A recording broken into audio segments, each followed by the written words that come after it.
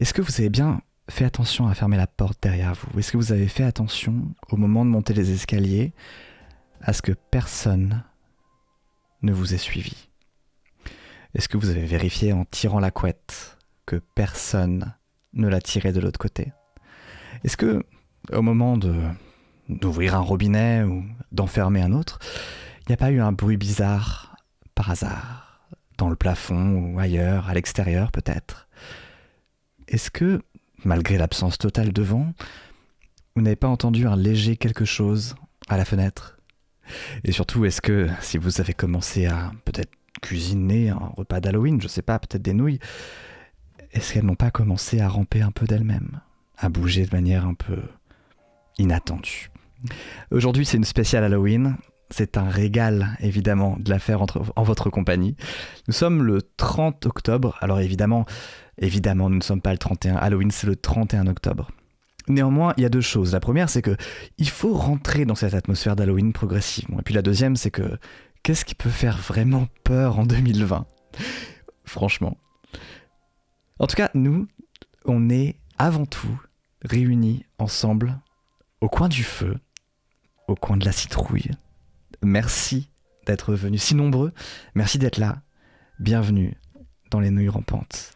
Je vous demande de mettre un maximum d'emojis citrouille dans le chat pour toutes ces personnes. Bienvenue dans l'édition spéciale d'Halloween des nouilles rampantes. Comment allez-vous? Tous ici, comment ça va? Clara, Chéri Crime, Boulet. Écoute, pas mal. Je vois que vous avez toujours un... Pas mal. Grosse forme, un peu fatigué quand même. Un petit peu de Un petit fatigue, peu mal pardon. à la tête. Le son était tout bas, je suis désolé. Normalement, ça devrait... Vous les entendez mieux là, normalement. Et la musique est du coup un peu forte, du coup je la rebaisse. Est-ce que ça va mieux là, au niveau du son? Vous pouvez faire un petit tour? Là, je Ouais. pense que ouais. Ah, ok, cool. Tu me dis, moi je suis encore sur une pub, donc j'ai pas le retour vidéo. Le son. Là, je vois des gladiateurs, Mais il y a une sorte de volcan, une tempête de grêle. C'était C'est une exotique. autre soirée spéciale, ça, c'est pas tout de suite. exactement. Ouais. C'était pas tout à fait pareil. Merci C'est à vous. un autre premier samedi du mois. Je vois dans le chat... en train de nous demander ouais, est-ce que vous avez pas la fièvre et tout. Non, on va très bien. Pourquoi vous nous posez ces questions-là? On n'a aucun problème. Vraiment, enfin... Ça va? Chéri Crime, ça va? Clara revient. Là, c'est pas la fièvre. Non, Clara, elle va bien. Clara, oui, Clara, tout va bien. Boulet, toi, t'as pris des couleurs. Un petit mal de tête. Oui, Ça mais va passer. c'est normal, ça, c'est la saison. Plusieurs histoires aujourd'hui, la plupart inédites, certaines que vous avez peut-être déjà lues, peut-être vues ailleurs, des histoires également qu'on va vous présenter, qu'on a retrouvées sur internet. J'ai vraiment hâte aussi de jouer avec cet effet de zoom qui est nouveau. Regardez, vous voyez voir? De près, c'est quand même mieux, non? Moi, je trouve que Boulet, de près, c'est fameux. Hein. C'est incroyable. Ça, c'est le côté coin du feu. Ouais, ça c'est vraiment le côté coin du feu qui ressort, je trouve que c'est vraiment bien. Merci beaucoup à vous d'être là pour cette pour ces nouilles rampantes spéciales Halloween. Boulet, peut-être un petit aperçu du programme? Eh bien, bonsoir. Alors, la première chose, c'est que même si c'est un peu moins zombiesque, je vais devoir mettre des lunettes, parce que sinon, je vais rien du tout voir. Et je voulais avoir mon moment zombie, tu sais, où j'aurais pas les lunettes, mais ça y est, ce moment est passé. Au programme ce soir, on a des anecdotes historiques, vraies ou fausses, à vous de nous dire.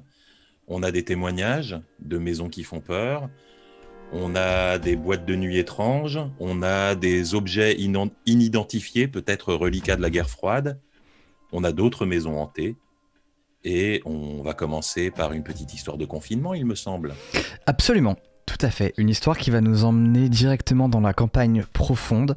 Vous avez sûrement des gens autour de vous qui habitent à la campagne, peut-être des gens qui ont une petite maison tranquille. Alors, Absolument pas, on fréquente pas ces gens-là. Je comprends. Mettez-vous un peu dans l'ambiance, imaginez. La nuit est tombée. C'est une histoire qui nous date de mars dernier. J'ai pas la date exacte, je crois qu'elle est indiquée. Non, on n'a pas... Si, on a la date exacte. Donc c'est à mars dernier. Vous savez que là, on repart sur un deuxième confinement. Bon courage à vous, évidemment.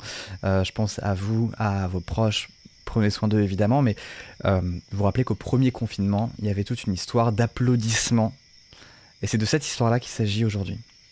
C'est une histoire qui commence par un certain Robert T. Robert qui habite seul. Il a toujours habité seul.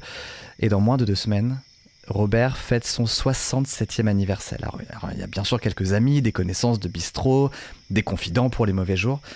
Mais Robert est un ermite. Alors il n'est pas malheureux. Il n'échangerait sa place pour rien au monde d'ailleurs.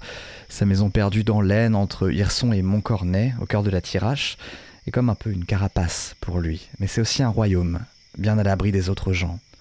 Entre son domaine et l'horizon, pas une âme qui vive. Sinon quelques vaches bien sûr qui auraient oublié de rentrer à l'étable en temps et en heure. Roberté est seul, mais il n'est pas bourru. Il est même plutôt social.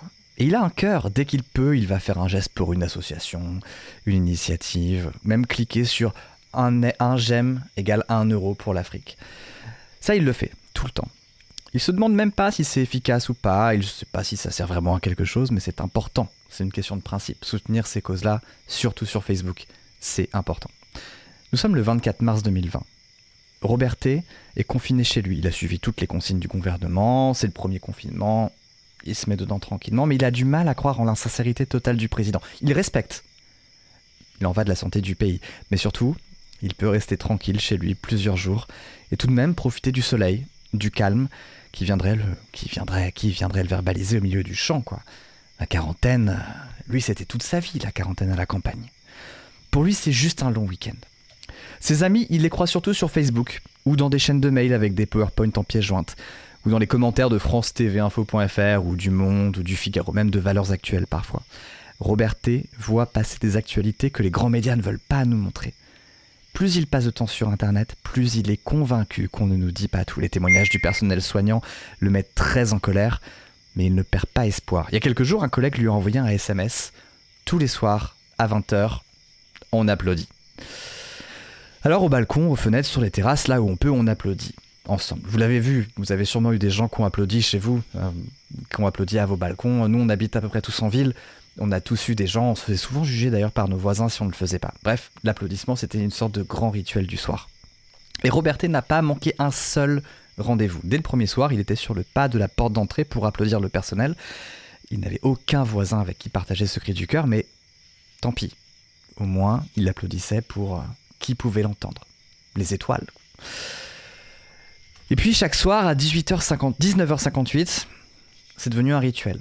Il arrête ce qu'il fait. Il ouvre sa fenêtre, il se met à la fenêtre, il applaudit à tout rompre et il reprend ses occupations exactement 60 secondes plus tard. Nous sommes le 24 mars 2020. Il est 19h59. Robert est un peu en retard, mais bon, personne n'est là pour le juger. Mais c'est une question de principe. La vieille horloge dans la cuisine sonne 8 coups. Il est 20h.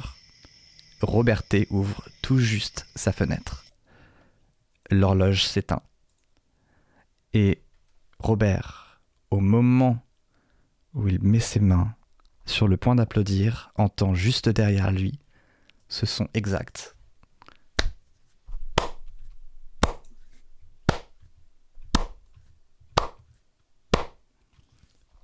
Pendant 60 secondes, très exactement. Robert, ce soir-là, n'a pas applaudi une seule fois.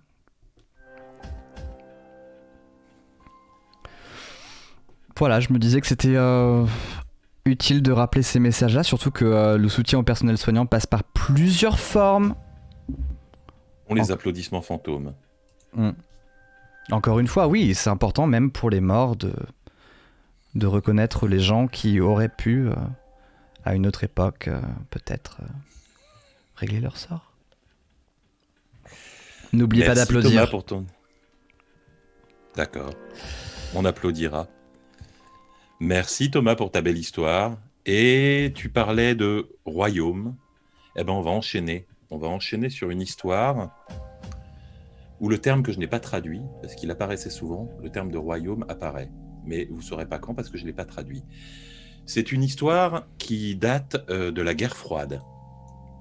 Une histoire qui raconte comment un artefact mystérieux a défrayé la chronique très localement avant que l'histoire soit complètement étouffée. Alors je dois juste envoyer un truc. Hop. Je recherche le dossier. Donc l'histoire s'intitule Le Royaume. 14 avril 1977. Krasnovychersk. C'est le nom de la localité. 3 bûcherons, travaillant pour la réserve naturelle de l'État de Vyshera, ont rapporté avoir remarqué une installation non identifiée à 15 km au nord-nord-est de Zagororouka. Ils ont décrit la structure comme une sorte d'antenne relais ou émetteur radio d'une vingtaine de mètres de haut. Le terrain appartient à une réserve naturelle et ne devrait pas comporter de construction de ce type.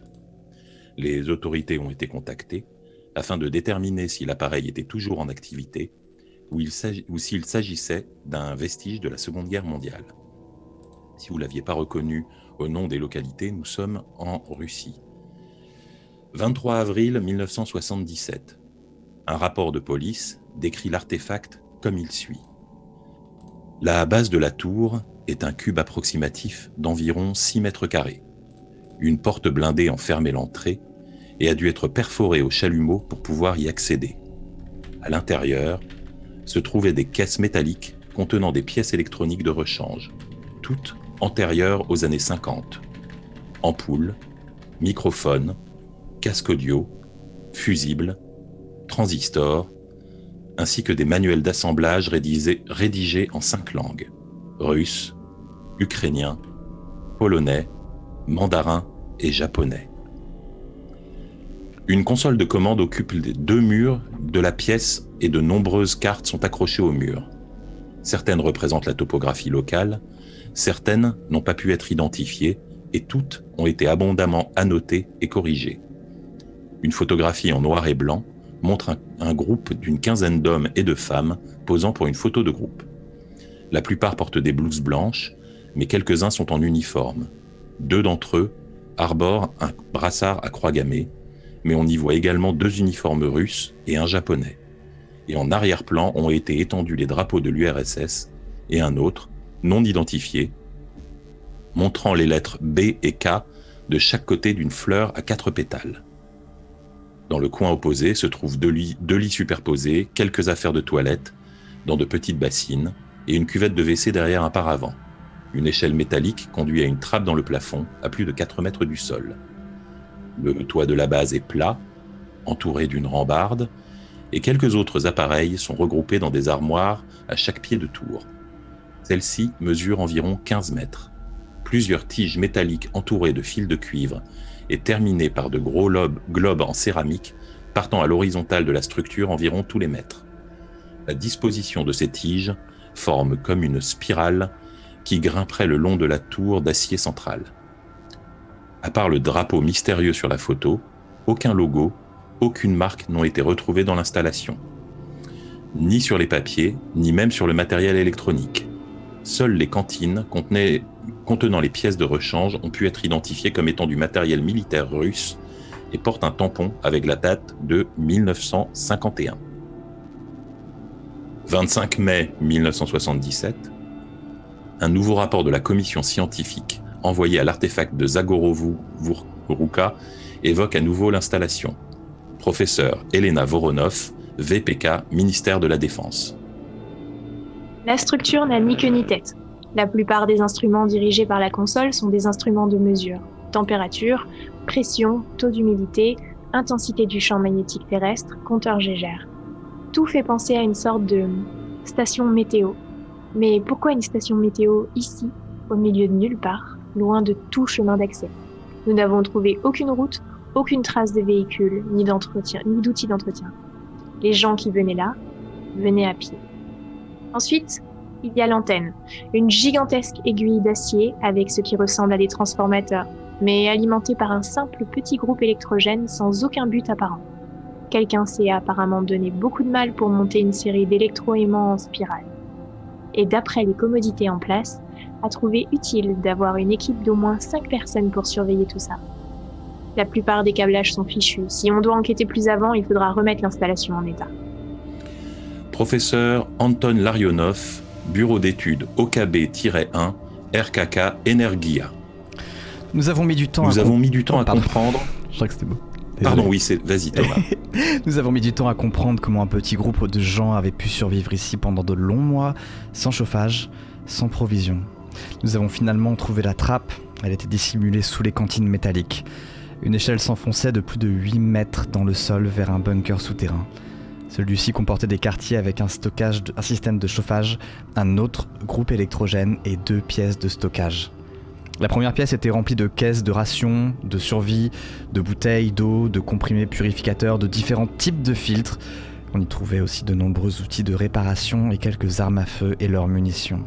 Essentiellement des fusils semi-automatiques SKS de 1945 ainsi que quelques types 56, leur variante chinoise. Celle-ci, fabriquée plus tard, nous indique que des gens ont donc résidé dans les lieux, jusqu'à au moins 1966. La seconde pièce contenait des échantillons. On y trouvait des sachets hermétiques contenant de la terre, des pierres, quelques cristaux et ce qui ressemblait à des morceaux d'écorce d'arbres. Des containers scellés sous vide avaient apparemment été ouverts il y a des années. Un seul semblait avoir été oublié, il contenait une substance nauséabonde, une sorte de champignon probablement pourri depuis longtemps. Il y avait aussi des rapports, entièrement codés apparemment, dirigés vers l'adresse d'un bureau aux initiales BKS à Moscou. Aucune correspondance n'a pu être trouvée avec une agence d'État officielle, ni aucune société privée. Juin 1987.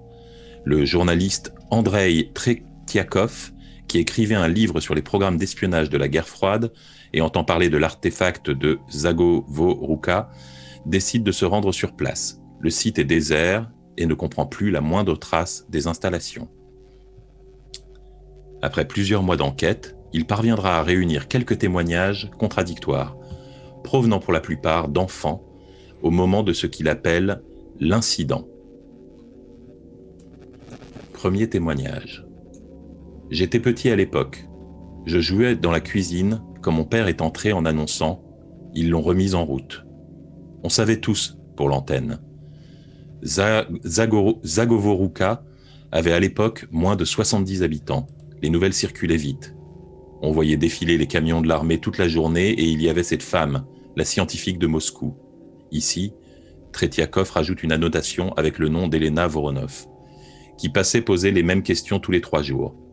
Elle nous montrait des photos de gens, nous demandait si on les avait vus, nous demandait si on avait remarqué quoi que ce soit d'inhabituel. Une odeur, un son, un goût dans l'eau. Mon père l'appelait la folle. Il bossait à la rénovation de la tour. Il faisait des soudures sur la structure. Parfois, on lui demandait de réparer des trucs auxquels il ne comprenait rien. Un jour, il raconta qu'un ingénieur lui avait hurlé dessus parce qu'il avait fixé un câble 7 cm trop haut. Un câble relié à rien. Juste un câble de cuivre gainé entre 2 poutres métalliques. Il nous a dit qu'il devait y aller cette nuit-là. C'était la dernière fois qu'on l'a vu. On n'a jamais su ce qui s'était passé. Ils nous ont juste rapporté sa casquette et son alliance en nous disant qu'il y avait eu un accident. On n'a jamais pu voir le corps, jamais pu l'enterrer. Je suis remonté à la tour quelques mois plus tard, juste pour voir où mon vieux était mort. Mais il y avait des barbelés partout et un troufion avec un masque à gaz sur la face m'a pointé un fusil dessus en me hurlant de faire demi-tour. Je n'ai pas posé plus de questions. Un autre témoignage. Je vais avoir 6 ou 7 ans. Alors tout cela est très confus. J'étais à la tour le soir de l'accident et papa travaillait avec l'armée. Il avait aidé à dégager un chemin d'accès et depuis s'occupait de l'approvisionnement. Maman, elle, travaillait dans un restaurant à Krasnoviarsk. Elle rentrait au milieu de la nuit, alors papa m'emmenait souvent avec lui dans la camionnette et c'était rare qu'il y en ait pour plus d'1 heure. Je m'enfermais à clé, j'avais un petit matelas à l'arrière pour quand il finissait tard. Ce soir-là, il m'avait fait un petit nid douillet, il m'avait offert une nouvelle poupée, parce qu'elle allait durer un peu plus longtemps cette fois-là. Alors, à la nuit tombée, je me suis endormie. J'ai été réveillée par des hurlements. Des gens couraient partout. Je voyais la tour par le pare-brise avant et elle avait l'air de vibrer par à-coups, vous voyez. Boum, boum, boum. Elle devenait floue une seconde et il y avait comme une lumière qui s'enroulait et partait vers le haut de l'antenne.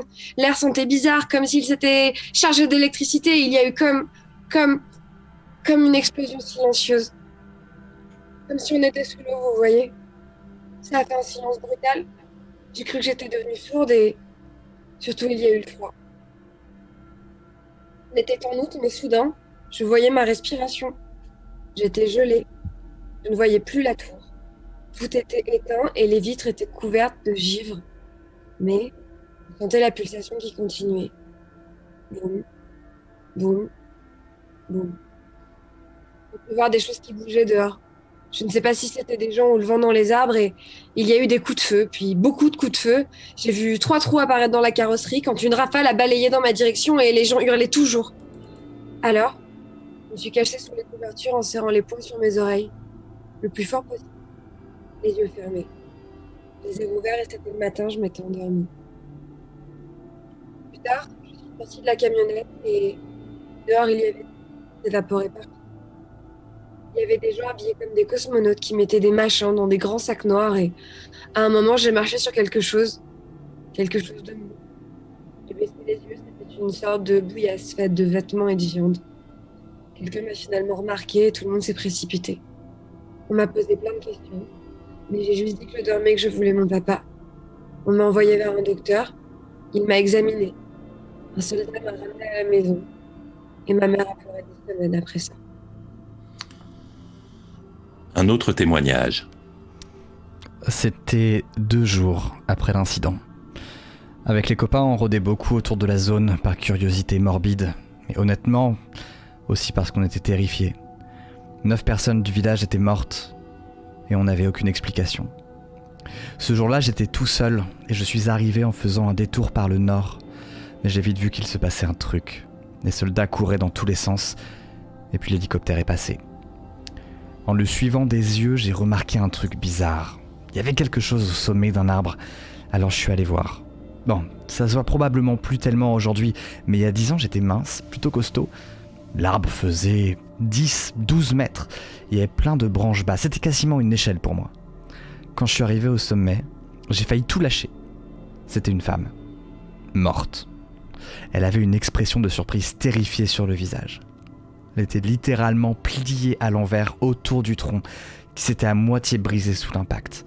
Chaque veine de son corps semblait avoir été éclatée, comme si on l'avait tirée depuis un canon. Et il y avait un truc sur son cou, comme un gros renflement qui se gonflait, qui se dégonflait lentement. J'étais à 50 cm en dessous de son visage, et je sentais mes jambes trembler. Je serrais ma branche pour ne pas tomber. L'espèce de bubon sur son cou a commencé à s'étirer, un peu comme une grosse goutte au ralenti. Il a fini par toucher ma main. Ça a fait comme un choc électrique, ça m'a sorti de ma torpeur. J'ai secoué cette chose, je suis descendu à toute vitesse, mais je me suis soudain figé à mi-chemin. Il y avait quelqu'un au pied de l'arbre. Il commençait à faire sombre, alors je ne distinguais pas ce que je voyais, mais je crois qu'il était nu. Il avait l'air bizarrement fichu, grand, élancé. Il s'était placé un peu comme un bébé qui apprend à marcher. Parfois, il avait l'air de faire des gestes incohérents, comme s'il voulait chasser une mouche. J'avais l'air de beaucoup l'intéresser. Il tendait ses bras vers moi, courait autour du tronc, s'éloignait, revenait. Je l'ai appelé, je lui ai demandé ce qu'il voulait, mais il ne donnait pas l'impression de réagir à ma voix. Je crois qu'il ne m'entendait pas. Mais il devait me voir, vu qu'il s'acharnait à courir autour du tronc. Au bout d'un moment, il fit trop sombre pour que je puisse ne serait-ce que le voir. Je transpirais, il faisait froid, mais je transpirais malgré ça, et ma main me lançait. Je sentais le sang pulser à l'intérieur. Je finis par ne plus rien voir du tout. J'entendais juste ce mec qui courait en bas. J'ai été réveillé en sursaut par un coup de feu. Là, j'ai vu de la lumière, on me braquait une lampe sur le visage. On m'a ordonné de descendre de l'arbre. J'ai entendu quelqu'un dire « Regarde ma main, regarde sa main !» J'avais la tête qui tournait. Je suis moitié descendu, moitié tombé par terre. Une chute. Je me suis réveillé le lendemain dans une infirmerie militaire sous une tente. On m'a raconté que j'avais touché des matériaux radioactifs et avait dû être décontaminé. Puis ils m'ont donné des cachets et ils m'ont renvoyé chez moi. Enfin, ils m'ont presque complètement renvoyé chez moi. Une note de Tretiakov indique « M me montre son bras gauche, amputé au niveau du coude ». Et enfin, un dernier témoignage d'une certaine I. Bien sûr que non, la folle n'est pas morte. Je l'ai revue 2 fois après cette nuit-là. La première fois, elle était au bord de la Vichera. Elle avait encore son uniforme dégueulasse, là. Elle était assise sur un rocher et elle pleurait. Elle parlait très vite toute seule. Elle a sursauté quand elle m'a entendue et elle m'a pointé un flingue dessus. J'ai levé les mains, j'ai voulu la calmer, elle a pas dit un mot et elle a rangé l'arme. Et elle est partie. La seconde fois, elle est repassée chez mes parents. C'était 3 semaines plus tard. Elle a refait sa routine à base de photos et de listes de noms. Elle a commencé à s'énerver parce que ma mère lui disait qu'elle n'avait jamais vu le type sur le portrait qu'elle brandissait. Elle s'est mise à gueuler « Yushkov, Yushkov, le verre cassé, sa fille sur la photo !» et plein d'autres trucs. Ma mère était abasourdie. Elle avait l'air encore plus folle quand elle est partie. Si vous voulez mon avis, ils ont voulu faire un truc interdit comme aller dans le royaume des morts ou un truc du genre. Et ça a foiré. Moi je crois qu'ils ont ouvert une espèce de porte. Mais ce n'était pas la bonne. Ce sont les seuls documents qu'on a retrouvés dans les dossiers du journaliste Andrei Tretiakov. Le reste de son enquête, ainsi que lui-même, disparurent dans l'incendie de son appartement le 23 septembre 1987. On débriefera évidemment sur cette histoire. On débriefera tout ça, évidemment. À la fin, une fois qu'on a enchaîné toutes les histoires, on en parlera. Ouais. Maintenant, on peut peut-être revenir plus proche, et parce que la Russie fait loin, c'est loin et il fait froid. J'ai envie de dire, écoutons une histoire qui s'intitule 1, 2, 3. Clara, pardon. Quand tu veux. Alors, attends, juste avant que tu commences, un moment, on a eu des problèmes avec ton micro, je crois, tout à l'heure. Beaucoup ? Il y a eu des moments où il droppait complètement, mais là, je me demande si c'était pas lié à la force de la musique. Je ne pense pas que ce soit lié à la force de la musique, ça me paraît très bizarre. Typiquement. Clara, j'entends plus ce que tu dis. Il n'y a pas de musique et il n'y a pas Faisons un test. Ouais. Je propose, tout ceci est évidemment coordonné. Il serait mieux sûrement. Oui. Vas-y, Clara, parle-nous un peu. Attends, il faut que ça se connecte. Là, on t'entend. Alors, est-ce que là, c'est mieux ? C'est parfait. Alors, on t'entend mieux, ouais. Et je pense qu'il faut que tu essayes de rester à distance constante de ton micro, si possible. Alors là, franchement, en fait, le micro, il bouge avec moi. Là, ah, bah tout va bien alors. C'est une excellente. Eh ben, c'est parti. Ça te fait une voix de radio, mais c'est très bien. Est-ce que c'est pas le but ? Si vous écoutez ça en podcast, évidemment, un grand moment de radio vient de se produire puisque Clara vient de mettre ses AirPods. Alors, oubliez le fait que ce sont des AirPods. Imaginez qu'elle est au bout d'un téléphone. Vous savez, les vieux téléphones avec les... comment ça s'appelle j'ai envie de dire à clapet parce que je suis vieux. Combiné. Voilà, un vieux combiné avec la roue qui tourne. Clara Kane est au téléphone, au bout de ça, dans une vieille maison lointaine, et elle vient de tuer son mari. Voilà ce qui vient de se passer. On look avec le téléphone rose là. Clara, c'est à toi. Allez, showtime. Faites-moi des grands gestes si jamais ça coupe, on trouvera une solution. À toi. C'est une histoire comme toutes les autres, de celle qu'on garde avec soi, qu'on emporte quand on s'en va, qui imprègne, celle qui reste, tout le temps. C'est une histoire comme toutes les autres, une grande maison au bout d'un chemin, avec un ruisseau et un fleuve juste entre les deux. Une grande et vieille maison. C'est un corps de ferme auquel on a ajouté 2 tours toutes carrées de part et d'autre. C'est étrange ça, une maison en plusieurs morceaux, comme si on avait cousu 2 bras sur un autre corps. Ça lui donne une forme anormalement longue à cette maison, ses 2 excroissances sur les bords, et tout le long de la maison s'étale un immense couloir qui dessert tout l'étage. C'est là que j'ai grandi, dans la grande maison au bout du chemin, là où il n'y a plus de bruit et là où l'air sent froid. Ma mère m'a toujours dit qu'il ne fallait pas rester seule ici, qu'elle ne voulait pas qu'on soit sans compagnie la nuit tombée. Et en fait, on ne fait plus attention au bout d'un moment. Quand on a passé toute sa vie là, on connaît les bruits des portes qui grincent, on a apprivoisé les ombres, on anticipe les courants d'air et on comprend les bruits étranges. Par exemple, derrière mon lit, il y a un mur dans lequel ça cogne. Un bruit sourd et métallique, comme si quelque chose cherchait à s'échapper de la paroi, là, juste derrière ma tête, toutes les nuits pendant que je dors. Et surtout, il y a ce grand couloir, cet immense couloir, si long que la lumière ne parvient pas d'un bout à l'autre. Je m'explique. Quand on se tient d'un côté, au niveau de la chambre de mon grand frère, lorsqu'on bascule l'interrupteur, toutes les ampoules du long couloir s'allument en cascade. Et ça éclaire l'autre bout à 3. 1, 2, 3. Et il faut attendre jusqu'à 3 pour être sûr de savoir ce qu'il se trouve à l'autre bout, pour être sûr que rien ne se trouve à l'autre bout.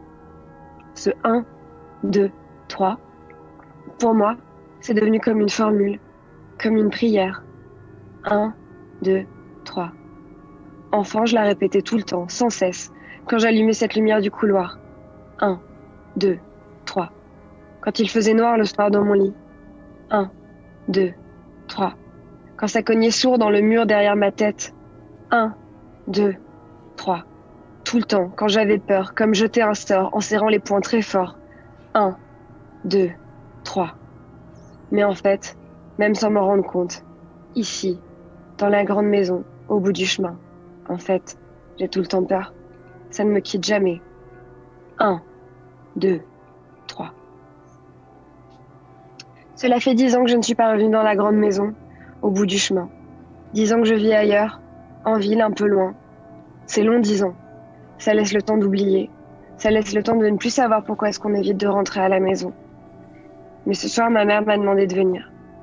J'ai commencé par dire non. Comme toujours une bonne raison, du travail, des amis. Mais ce soir, elle insiste. Elle insiste longtemps. Je sais qu'elle y vit seule, depuis longtemps. Elle refuse de partir.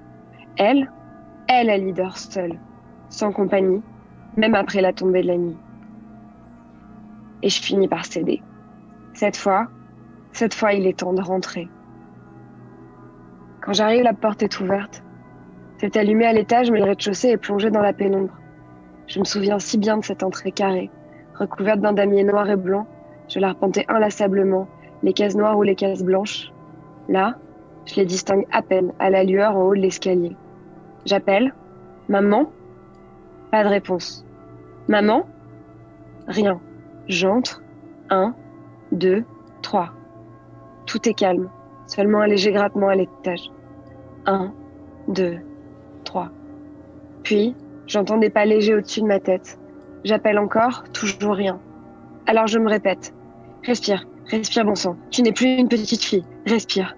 Puis toujours, en boucle, en boucle. 1, 2, 3. 1, 2, 3. Je m'approche doucement des escaliers vers la source de lumière, en haut, au premier. 1, 2, 3. Alors, je pose mon pied sur la première marche et tout s'éteint. Il n'y a plus aucune lumière, aucun interrupteur à proximité, juste le grattement et les pas qui courent d'un bout à l'autre de la maison, au-dessus de ma tête. 1, 2, 3. Alors, je laisse mes souvenirs me guider, je grimpe les marches, une à une, très lentement, tétanisée. 1, 2, 3. Et enfin, après ce qui semble des heures, je parviens à l'étage, au bout du long couloir, le fameux couloir. Alors, tremblante, je pose ma main sur l'interrupteur et j'hésite un instant. Le grattement est de plus en plus fort, de plus en plus présent. Les pas se rapprochent. Est-ce que je veux vraiment savoir ce qui est avec moi ? Et j'allume la lumière. 1, 2, 3.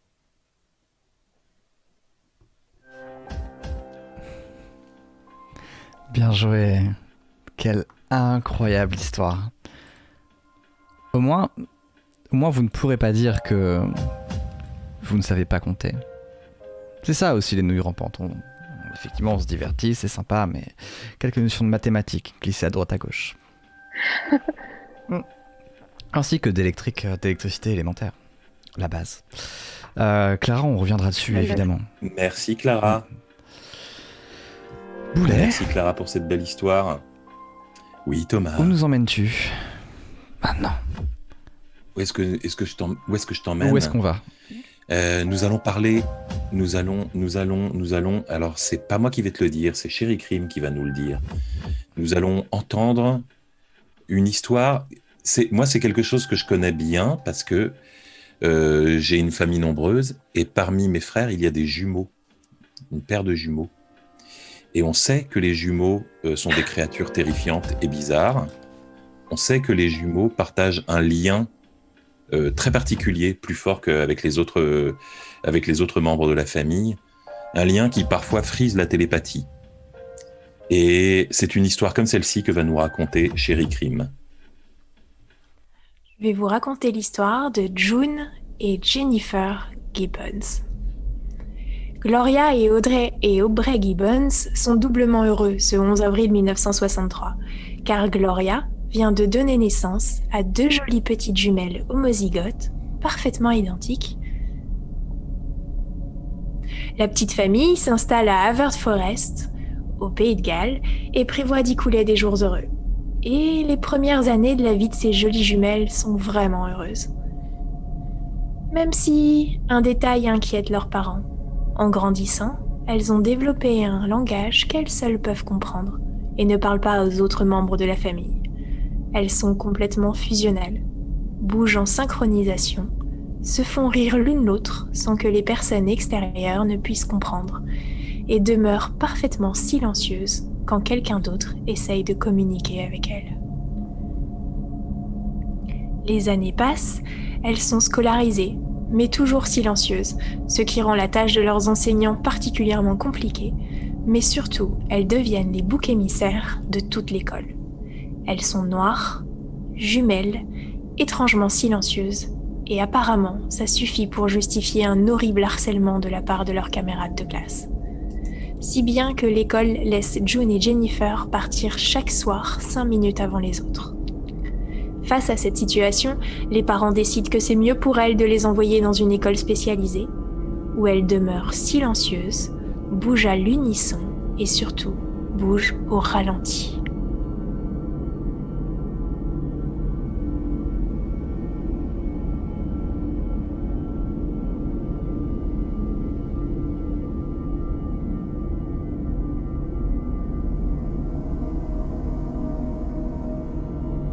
Les psychologues cherchent des solutions, des environnements favorables pour aider les jumelles à sortir de leur mutisme.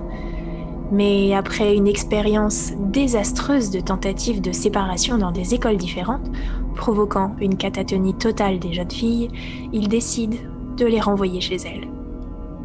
Elles restent enfermées dans leur chambre, se créant un univers à elles, et elles écrivent. Elles écrivent beaucoup. Des journaux intimes qui décrivent toutes leurs pensées et surtout leurs ressentiments grandissant l'une envers l'autre. Elles se sentent de plus en plus emprisonnées dans cette relation. Et elles écrivent des romans aussi, des romans assez perturbants. Par exemple, June écrit Pepsi Cola Addict, l'histoire de Preston Widley King, 14 ans, séduit par son professeur de mathématiques, envoyé en maison de correction pour ça, et qui se fait violer par un garde. Jennifer, de son côté, écrit The Pugilist, l'histoire d'un docteur qui, pour sauver la vie de son enfant cardiaque, tue le chien de la famille et lui greffe son cœur. L'esprit du chien survit dans l'enfant et parvient à se venger. Ou encore Discomania, dans lequel une discothèque maléfique pousse les gens à s'entretuer. Le tout extrêmement détaillé. Dans leurs journaux intimes, on trouve de plus en plus de témoignages de haine entre elles. Elles ne veulent plus être jumelles. Elles veulent vivre indépendamment l'une de l'autre, devenir des êtres uniques, ce qui leur semble impossible tant qu'elles sont toutes les deux en vie. Jennifer écrit « Je n'ai pas honte de dire que j'ai tenté de tuer ma sœur. Les choses ont dérapé. Je n'ai pas réussi à l'étrangler avec le câble de la radio. Je suis certaine qu'elle veut me tuer aussi. J'ai le très très fort sentiment que c'est ce qu'elle veut aussi. » À l'âge de 18 ans, elles décident d'un commun accord de sortir de leur chambre et rencontrent 2 frères américains, déjà condamnés pour incendie criminel. Et un monde nouveau de sexe, drogue et alcool s'ouvre alors devant les jeunes filles silencieuses. Lorsqu'à la fin de l'été, les frères rentrent aux États-Unis, les jumelles décident d'une nouvelle façon de s'exprimer. Elles s'introduisent la nuit dans une usine de tracteurs, vident des bidons d'essence dans toutes les pièces et y mettent le feu. On les retrouvera toutes les deux à l'extérieur, contemplant en silence les flammes qu'elles avaient provoquées. Elles incendient 2 autres lieux avant d'être attrapées et jugées pour incendie criminel. La police utilise contre elles leurs journaux intimes, décrivant chacun de leurs gestes, la joie ressentie lors de leur virée incendiaire et leur promesse de faire brûler la ville entière. Elles sont reconnues coupables et sont envoyées au Broadmoor Hospital, lieu glauque s'il en est, où elles vont rester 14 ans, alternant cellules communes, cellules communes où elles se battent violemment, tentant de se tuer mutuellement, et des cellules séparées où elles tombent dans un état catatonique, ne pouvant pas supporter l'éloignement. Officiellement diagnostiquées de schizophrénie, elles sont médicamentées. Et les médecins arrivent parfois à leur faire accepter de communiquer avec eux à travers un téléphone. June écrit. Jennifer leur a dit qu'elle entendait des voix et avait des visions qui lui disent de me tuer. Je leur ai dit à quel point je suis sensible, comment je sais détecter les humeurs des gens et que j'avais des rêves et des prémonitions moi aussi. Je leur ai dit que je voulais tuer Jennifer. Je l'étranglerais. Elle leur a raconté comment on avait essayé de se noyer mutuellement dans la rivière. Seulement une d'entre nous aurait pu naître. La vie aurait été bien plus douce. Finalement épuisée par cette vie incomplète, elle décide qu'il est temps que l'une d'entre elles meure. Elles en avaient déjà de nombreuses fois discuté et d'un commun accord décident Jennifer comme celle qui doit y passer. Quelques semaines après, en mars 1993, Jennifer s'assied près de June, pose sa tête sur l'épaule de sa sœur et meurt d'une myocardite aiguë, une inflammation cardiaque. Aucun poison n'est retrouvé dans son corps. L'année suivante, June est libérée sur parole. Elle parle désormais librement aux personnes alentour et entame une nouvelle vie. Bien qu'en deuil, elle dit se sentir libérée du poids de cette relation et que la mort de Jennifer l'a rendue 10 fois plus forte. Comme quoi, avoir des frères et sœurs, c'est toujours à la fois tellement... Important, la famille. Oui, très, très important. Fusionnel. Puis bon, il y a des repas de famille qui se passent mieux que d'autres. Mais oui. Mes oncles sont jumeaux, moi. J'ai 2 oncles qui sont jumeaux. Et ce qui est drôle, c'est que eux aussi, ils font tout au ralenti. Pareil, même chose. Et je pense que, vu les derniers repas de famille, effectivement, ça risque d'être peut-être pas Ce que je trouve l'inflammation marrant, cardiaque. c'est que j'imagine quand même des enfants. J'ai beau avoir des frangins qui ont 40 ans et qui sont des jumeaux. Dans ma tête, les jumeaux, c'est toujours des enfants. C'est vrai, hein. C'est bizarre, C'est hein, les trop- jumeaux adultes. Ça paraît pas normal. Bah, c'est pas Pas pour normal. rien que dans Shining, ils ont choisi des jumelles pour faire flipper, hein. Ouais. C'est vrai. Mais c'est fou, c'est vrai que des jumeaux adultes, ça fait trop bizarre. On n'est pas habitué. Et effectivement, vu mes oncles, c'est pas normal. Il y a quelque chose qui a été raté dans le processus et je ne sais pas où. Enfin bon. Boulet. Thomas, Oui. on a un petit peu de temps. Ah oui. On est un petit peu en avance. Oui. Donc je te propose de faire... Je vais faire une petite histoire Oui. que j'ai retrouvée d'une ancienne nuit originale. Ah. Qui n'est pas une rediffusion, qui était une histoire qu'on n'avait pas passée, qui s'appelle The Devil Footprints. Ok. Je te l'ai envoyé tout à l'heure si tu faisais attention, mais je crois pas que tu faisais attention. J'étais trop occupé à C'est- admirer ton dernier coup de soleil, je pense. Eh ben, écoute, en quelque sorte, c'est une brève. Très Alors, bien. je vais te demander de préparer ta prochaine histoire. Elle est Ta prête. prochaine histoire Ne t'en fais dans le club. Oui. Eh ben, moi, je fais cette brève avant de te passer le micro. Fort bien. Ça marche pas. So, C'est The parti. Devil Footprints. Novembre 1953. Les braves citoyens de Canvey Island n'avaient jamais rien vu de tel et ça les perturbait. Alors ils sortirent le cadavre de cette étrange créature de l'eau pour la traîner sur la plage où ils la couvrirent d'algues pour la cacher avant de courir prévenir les autorités. Les autorités demandèrent de l'aide elles aussi. Le gouvernement britannique envoya 2 éminents zoologistes. Ces 2 gentlemen examinèrent la créature, la prirent en photo sous toutes ses coutures et admirent qu'ils n'avaient jamais vu ça auparavant. C'était une sorte de créature marine, mais elle avait des pieds et jambes adaptés à la marche debout. Dans cette position, elle aurait mesuré environ 75 cm, couverte d'une peau rougeâtre et pourvue d'une grosse tête aux yeux protubérants. Les scientifiques finirent par abandonner, l'incinérèrent après avoir documenté tout ce qu'ils pouvaient. On pensait que le mystère s'arrêtait là. Le 11 août 1954, le révérend Joseph Overs se promenait sur la plage quand il trouva lui aussi la carcasse d'une de ces étranges créatures. Il envoya un des enfants du village prévenir la police, et là, encore, celle-ci eut recours aux experts. Si celle du mois de novembre mesurait à peine 75 cm, celle-ci faisait plus d'1,20 m et pesait 11 kg, et était en bien meilleur état. La créature avait de gros yeux protubérants, des narines et une large bouche hérissée de dents acérées. Elle avait aussi des branchies, mais au lieu d'écailles, elle avait une épaisse couenne rose qui rappelait celle d'un cochon.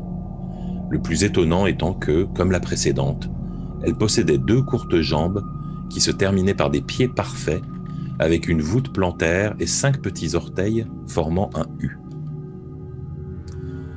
Il n'y eut jamais d'identification formelle de ces créatures, mais beaucoup firent le parallèle avec une histoire arrivée 100 ans plus tôt, durant une nuit de février 1855. Le matin du 8 février, des habitants du Devonshire remarquèrent une curieuse piste dans la neige fraîche tombée cette nuit-là.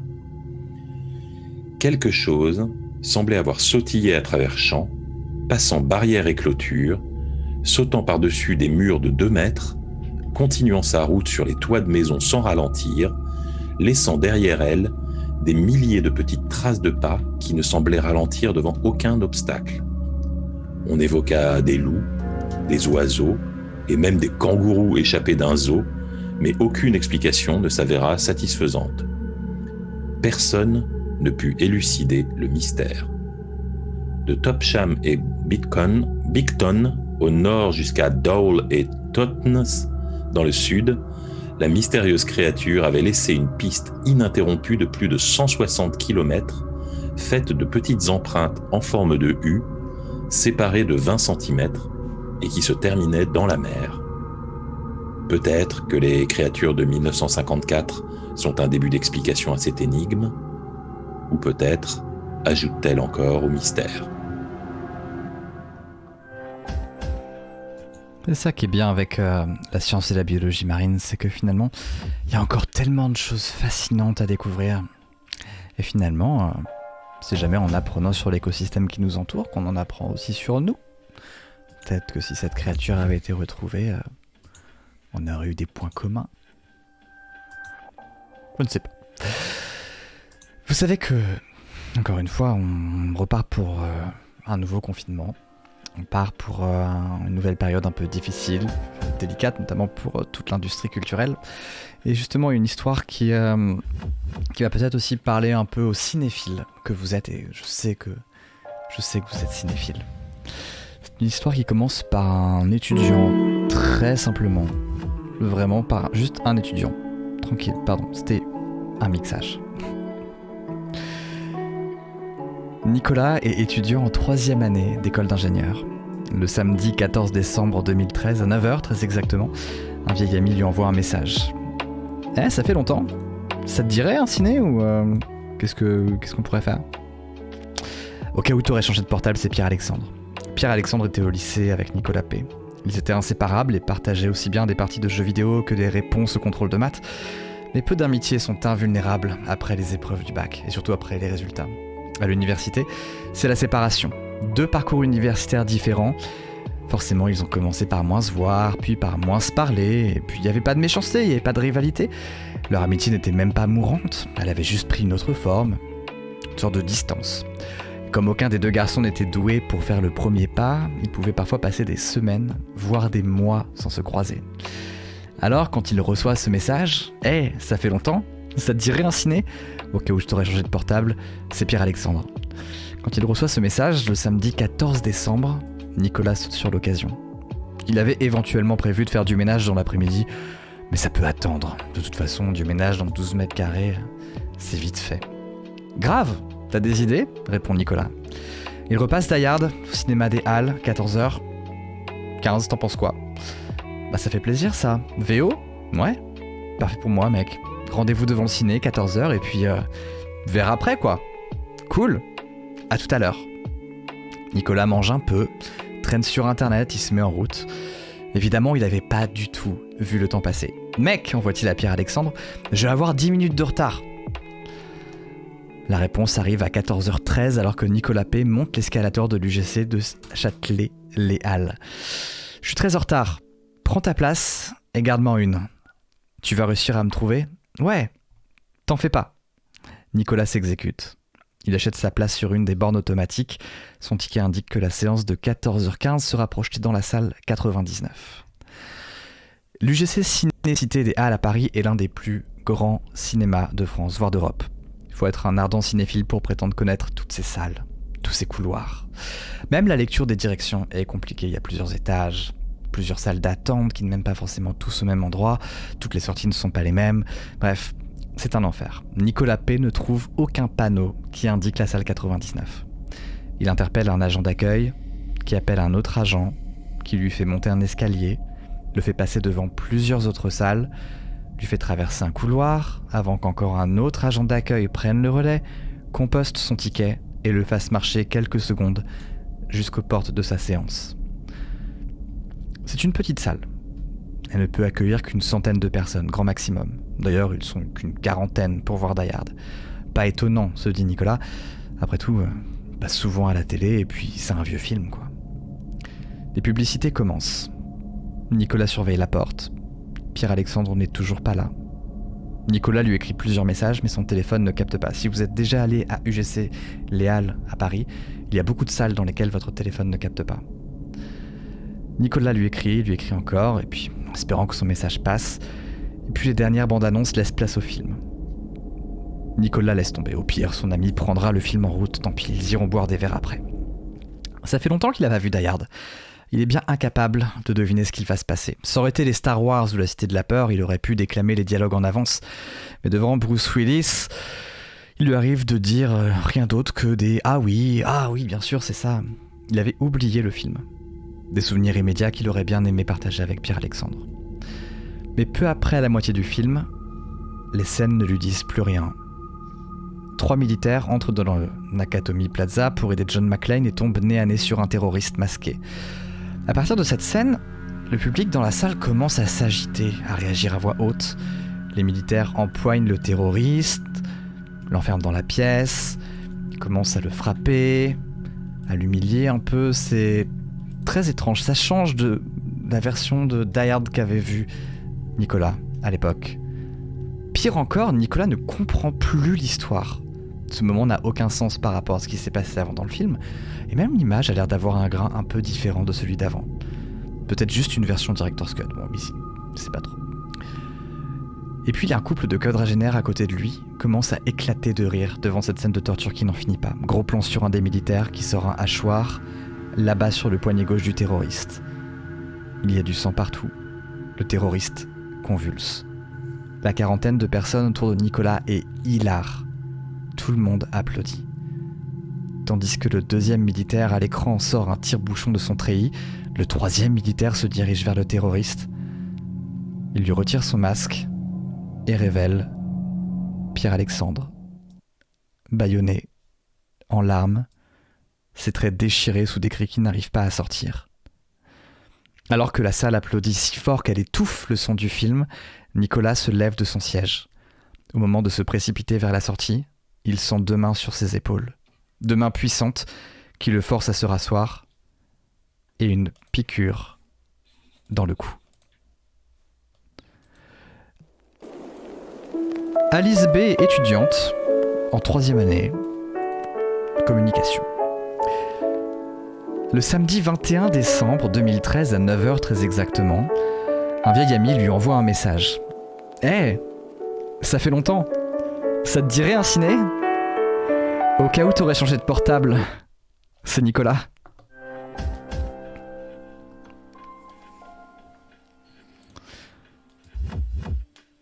Retour de la petite musique un peu fringe. Disparition mystérieuse de Chéri Crime. Non, elle n'a pas Où disparu. est-elle passée ? Bah non, elle est là. Hein. Il n'y a que moi qui ne la vois plus. Ah non. Bah, Chéri Crime, bouge ta main pour voir. Ouais, bah oui, enfin, il faisait un problème. Enfin, peut-être rafraîchissez. Je plaisante, bien sûr. Voilà. Donc, le cinéma, allez-y, évidemment. Par contre, faites juste gaffe si d'aventure votre portable ne capte pas. Voilà. Peut-être que quelqu'un l'a appelé pour aller au cinéma. Peut-être, c'est vrai qu'en plus, c'est vraiment très Covid-friendly. C'est effrayant. Je sais pas s'il y a des endroits plus... Il y a un truc dans Châtelet-Léal, je sais pas si vous y êtes déjà allé, il y a quelque chose dans cet endroit à Paris qui est surnaturel de bizarre. Cet endroit n'est pas logique. Il est trop labyrinthique, mais à la fois il ne l'est pas. Il y a trop d'endroits qui sont cachés. Il y a un truc qui m'angoisse personnellement, c'est qu'il y a plusieurs façons d'arriver à un même endroit. Et c'est indiqué de façon très étrange, bref. C'est un endroit qui est pas normal. Donc voilà. Déjà, pour trouver le cinéma lui-même, c'est galère. Ouais. C'est toujours le bordel. Et moi, un truc qui m'a toujours terrorisé, c'est la bonne piscine. sortie de métro. Alors, il y a la sortie de métro qui déjà est un enfer. Mais la piscine, je n'ai jamais... Tu vois la piscine, mais la porte d'entrée est pas à l'endroit où est la piscine. Elle est vraiment de l'autre côté et c'est pas normal. Les endroits, les lieux sont censés être normaux. Et là, vraiment, tout Châtelet-Léal hurle distorsion dimensionnelle. C'est terrible. C'est plus fort que la dimension sociale.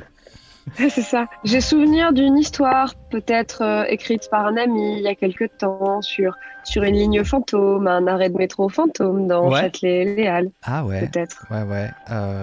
Ok. N'hésite pas. Peut-être. Est-ce que ça serait pas le même genre? Est-ce que ça serait pas dans le même univers que cette histoire sur le cinéma, par hasard? C'est peut-être. Je sais pas du tout. Comment savoir? Boula, quelle est la suite du programme? Et dans le chat, est-ce que vous passez un bon moment? La suite du programme, c'est que nous allons parler d'une créature. Une créature assez mystérieuse, parce qu'elle est quasiment humaine. Elle a été observée une seule fois. Elle a laissé une empreinte assez visible dans les archives de la ville de Los Angeles. Et donc, je vais vous raconter une histoire d'une femme qui a été surnommée la sans-expression.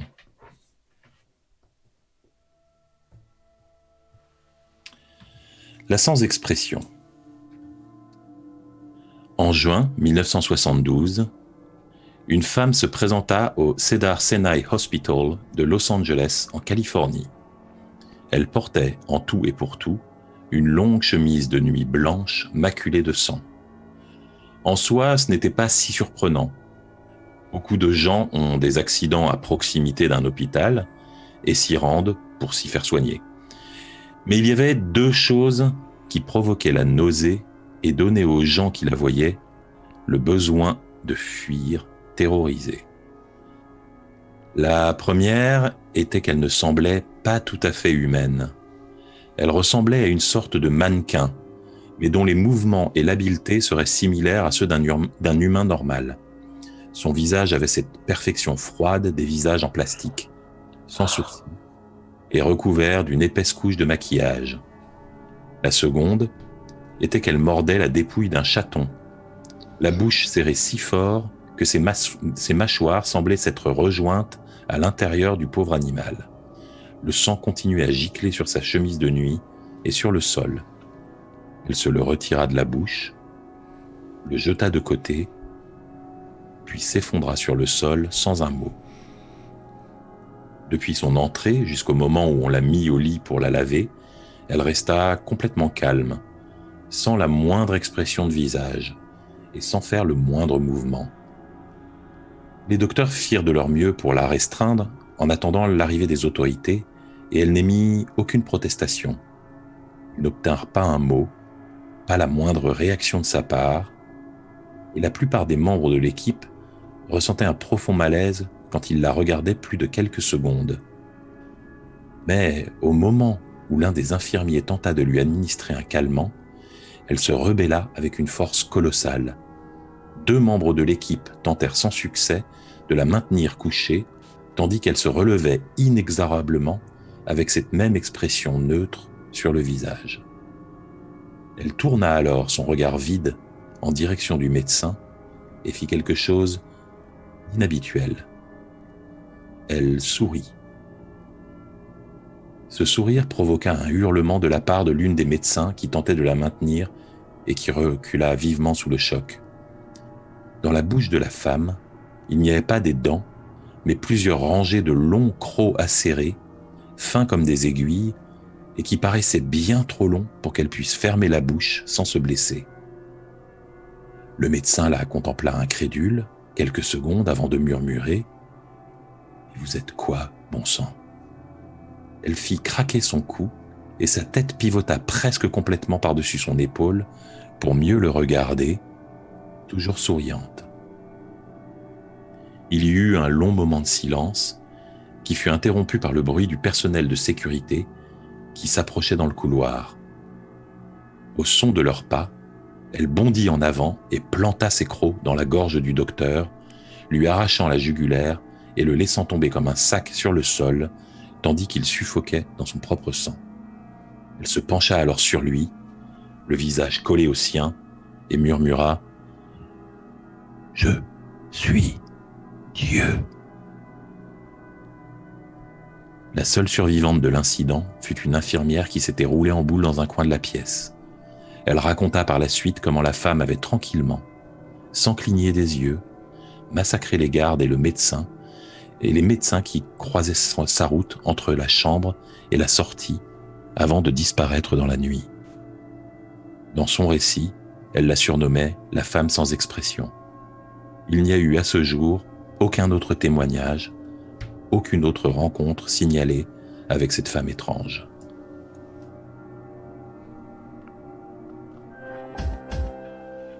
Est-ce que tu avais mis la photo, Thomas ? Pas du tout. Ah bah super, le professionnalisme. Pardon. Ah non, j'ai pas mis de photo. J'étais très très occupé à vous prendre en photo tellement déjà j'étais à fond dans cette histoire et en plus je vous prenais en photo car vous étiez excellent. Mais on peut la mettre par contre. Faut juste que je la retrouve. Et ça, attendez 2 secondes. Je ne l'ai pas. Boulet, tu sais quoi ? Renvoie-la moi. Ça casse tout le rythme, Thomas, ça casse tout le rythme. C'est vrai. Je crois que je te l'avais déjà envoyé. Je vais regarder si je l'ai toujours dans le coin. Vous allez voir qu'il ne l'a pas envoyé. Vous allez voir. Bien sûr que si, je te l'ai envoyé. C'est possible. Tu me prends pour qui ? Tu me prends pour toi ? C'est très possible. C'est très très possible. Beaucoup de gens ont demandé si ça avait un lien avec peut-être un prisonnier qui aurait été le Voilà, je te l'ai envoyé. Ah, attendez, je vous la montre immédiatement. Parce qu'elle a été prise en photo. C'est incroyable ça. Beaucoup de blagues à venir, mais aucune ne sera acceptée évidemment.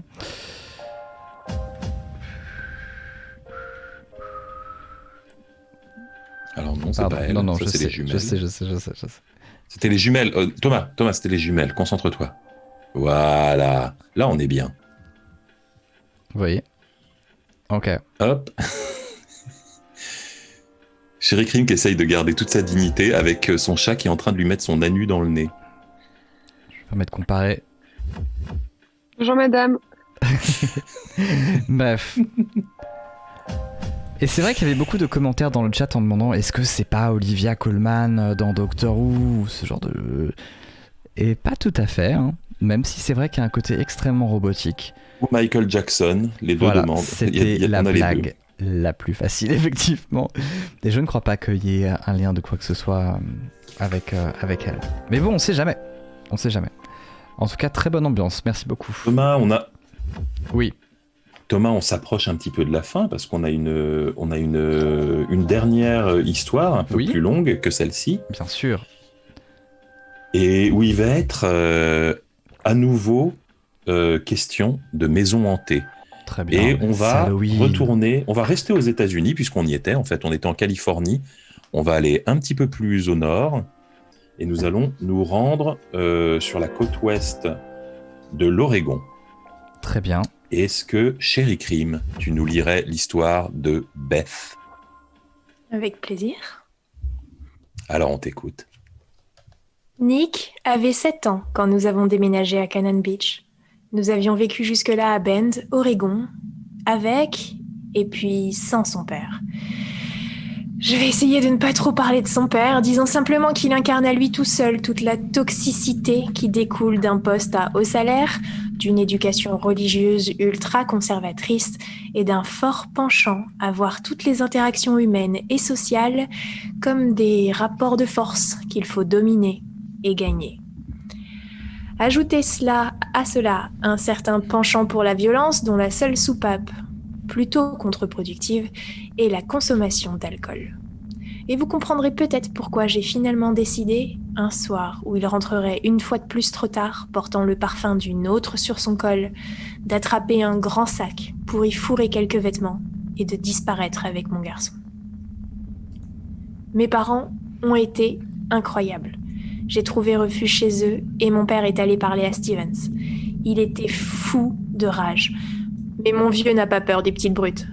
35 ans de service vous laisse avec un lot de cauchemars nocturnes, mais un blanc-bec de banlieue n'en fait certainement pas partie. On a vu des avocats, on a signé des papiers, et les choses ont fini par se tasser. Je crois que, passé la blessure d'amour-propre, Steven a réalisé que, moyennant une pension honnête, il était enfin débarrassé du double fardeau d'une femme et d'un gosse, et qu'il y trouvait son compte.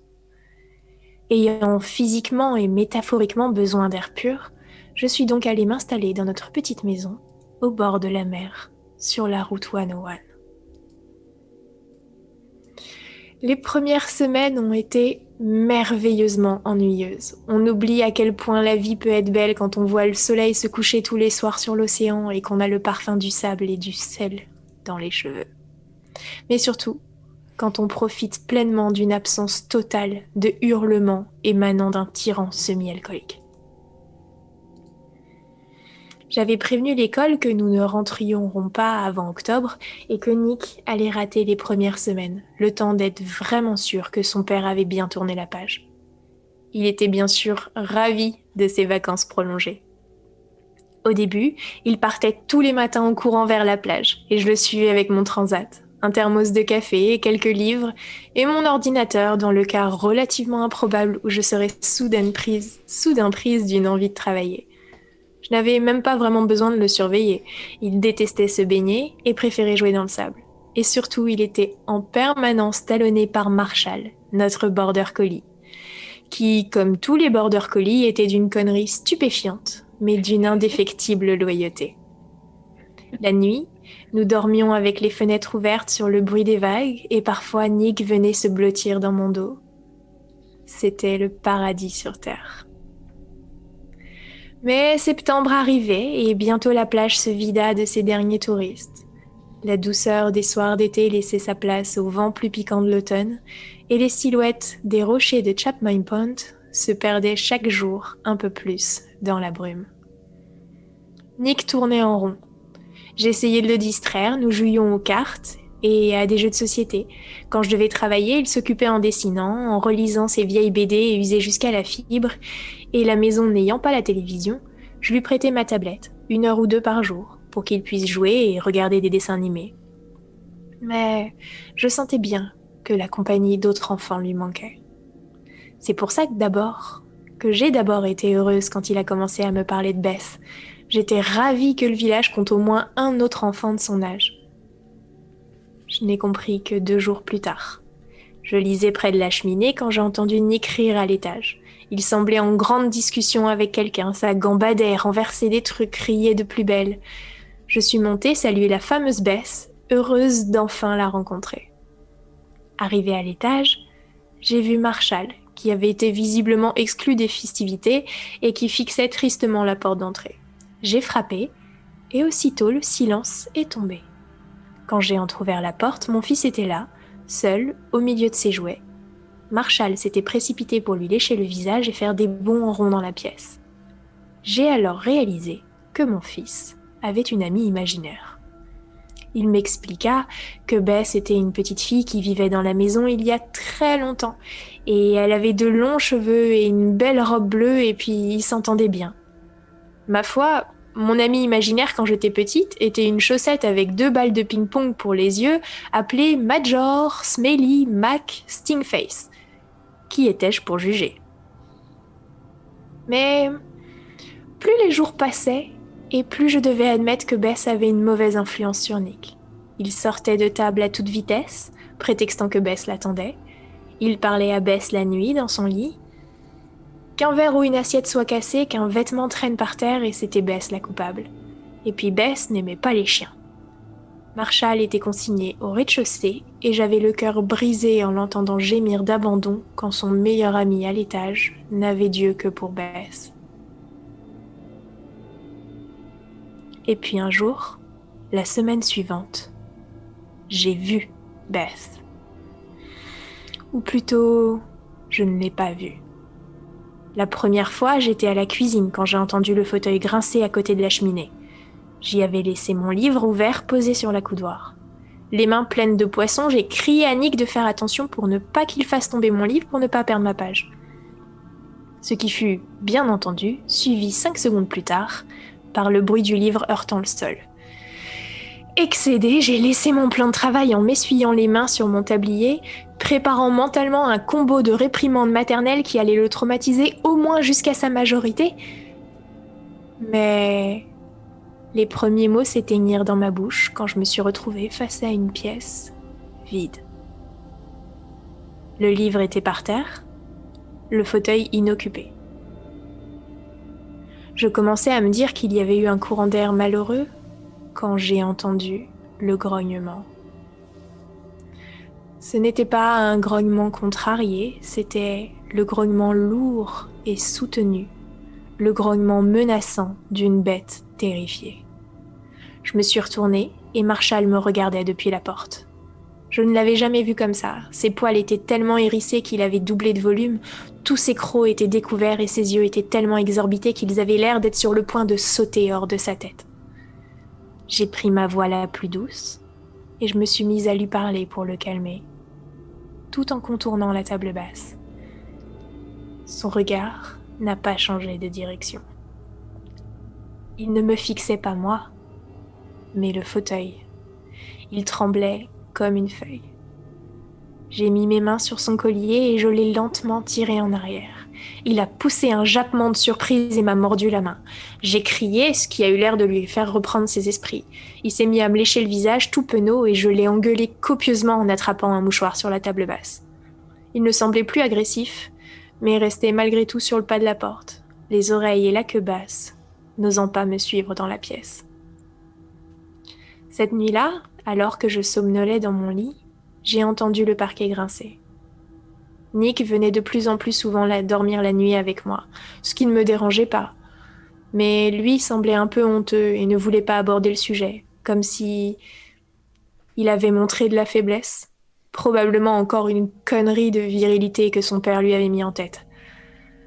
Sentant que rien ne bougeait dans la pièce, j'ai murmuré « C'est ok mon bébé, tu peux venir dormir avec moi ?» Pas de réponse. J'ai tâtonné ma table de nuit, tentant d'attraper l'interrupteur de ma lampe, et mes doigts se sont refermés sur mon téléphone. J'ai appuyé sur l'écran, qui s'est allumé en mode appareil photo. Pas très lumineux, mais assez pour le guider. « Nick, allez viens, c'est bon, maman est là. » Pas de réponse. Sur l'écran noir, bougeait un petit carré jaune, comme si un visage avait été détecté par l'objectif. Le carré grossissait. J'ai alors réalisé que la pièce était beaucoup trop silencieuse. Pas de respiration. Pas de bruit de vêtements.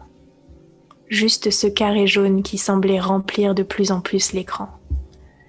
J'ai senti un frisson glacial du bas de ma colonne jusqu'au sommet de mon crâne.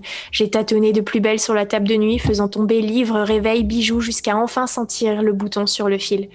La lumière s'est allumée. J'étais seule, mon cœur battant la chamade. Je me suis levée et mon pied s'est posé sur du liquide. Il y avait une flaque d'eau de 30 cm. Il y avait une flaque d'eau à 30 cm de mon sommier. D'autres flaques plus petites faisaient un chemin jusqu'à la porte de ma chambre, comme si quelqu'un, trempé par une averse, avait marché jusqu'à mon lit. J'ai alors passé la tête par la porte de la chambre de Nick. Il semblait profondément endormi.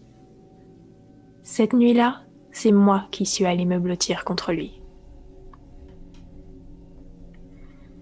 2 jours plus tard, Marshall a disparu. Je n'ai jamais compris comment. Le soir, il était dans son panier, dans la cuisine. Je l'ai entendu gémir un peu pendant la nuit et le lendemain matin, le panier était vide et froid. Aucune fenêtre n'était ouverte, aucune porte non plus, bien sûr. J'ai fouillé le moindre recoin de la maison sans trouver la moindre explication à ce mystère. Cet épisode a considérablement affecté Nick et par la même occasion dégradé sa relation avec Beth. Je ne l'entendais plus rire, ni jouer avec elle. Il semblait lui parler encore de temps en temps, mais c'était souvent d'une voix cassante pour lui dire de quitter sa chambre. Il semblait morose et fâché, et toutes les nuits, il venait se blottir dans mon dos. Son copain lui manquait. Un soir, j'ai entendu un cri, suivi d'un fracas épouvantable. Nick hurlait en bas de l'escalier qu'il venait de dégringoler. Il y avait du sang partout. Et je me suis précipitée pour le consoler, j'ai entrepris de lui nettoyer le visage. Ok, rien de cassé apparemment, juste un vilain saignement de nez. J'ai une formation d'infirmière et je sais reconnaître une commotion. Et heureusement, j'ai vite réalisé que nous en étions quittes pour quelques bleus. Après quelques minutes de câlins et de mots de réconfort, il s'est calmé dans mes bras et je lui ai demandé ce qui s'était passé. Bess m'a poussée. J'ai expliqué d'une voix douce qu'il avait probablement trébuché et que non, Bess ne pouvait pas lui faire de mal parce que Bess était dans sa tête et que comme c'était une histoire, et les personnages d'une histoire ne peuvent pas nous blesser. Il m'a interrompu, excédé comme peuvent l'être les enfants qui en ont marre quand on leur parle comme à des bébés, et il s'est mis à parler rapidement. Bess n'était pas dans sa tête, Bess avait tué Marshall. Bess ne voulait pas le laisser tranquille et Bess était jalouse. Jalouse de Marshall, qui était son ami, et jalouse de lui, parce qu'il avait une maman, alors que la sienne la battait et l'avait jeté dans la mer. Et maintenant, Bess voulait le tuer, lui aussi. À ce stade, j'avoue que toute cette histoire me vrillait les nerfs. Je lui ai dit que ça suffisait et que nous rentrions à Ben le lendemain matin, et que s'il avait peur cette nuit, il n'aurait qu'à venir dormir avec moi, comme d'habitude. Il m'a alors regardée, étonnée, et m'a dit « Mais maman, je ne peux pas dormir avec toi. Papa m'a dit que c'était les bébés qui dormaient dans le lit de leurs parents. » J'ai balbutié, je lui ai dit qu'il n'y avait pas de honte à avoir, mais il me soutenait qu'il n'avait pas passé une seule nuit hors de son lit depuis notre arrivée. Ne voulant pas le voir se remettre à pleurer, je me suis contentée de lui donner un baiser sur le front, et je l'ai mis au lit. J'ai passé une bonne partie de la soirée à ramasser nos affaires et à boucler les sacs. Quand je me suis couchée à mon tour, il était plus de minuit et nous étions prêts à partir dès notre réveil.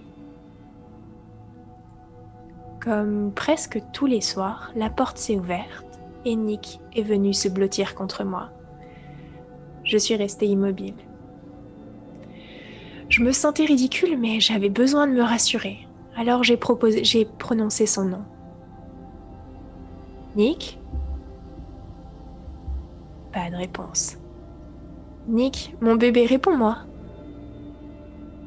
Pas de réponse. J'avais l'impression d'entendre mon cœur frapper dans ma poitrine. Je me suis mise à trembler de tous mes membres. Je sentais ce poids tiède dans mon dos. Mais je n'entendais ni ne sentais de respiration. Juste ce poids inerte. J'ai commencé à me retourner, lentement, millimètre par millimètre. Une main s'est alors posée sur mon épaule, comme pour arrêter mon mouvement, une petite main, froide et moite. Je me suis figée.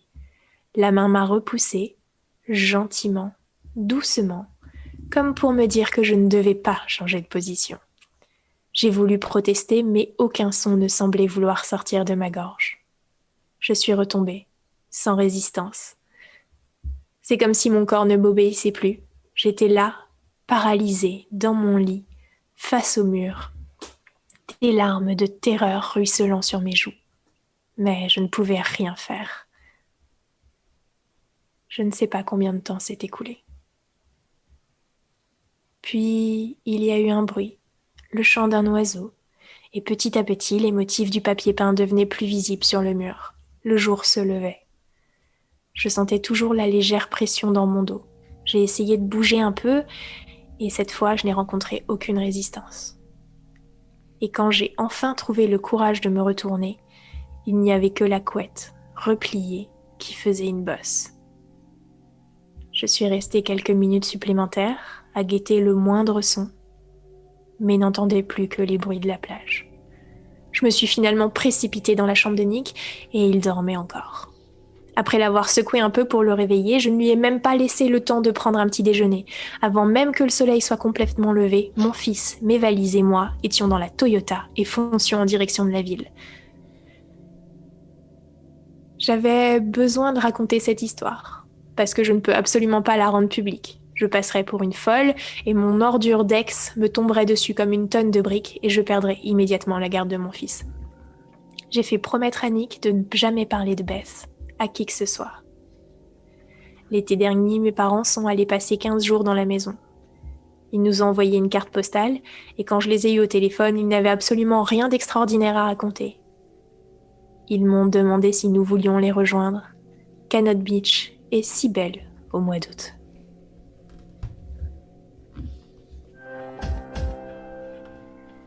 Merci beaucoup, chéri Crime. On avait dit pas le chien. On avait dit pas le chien. On avait dit pas le chien. Ça tourne toujours mal pour les chiens.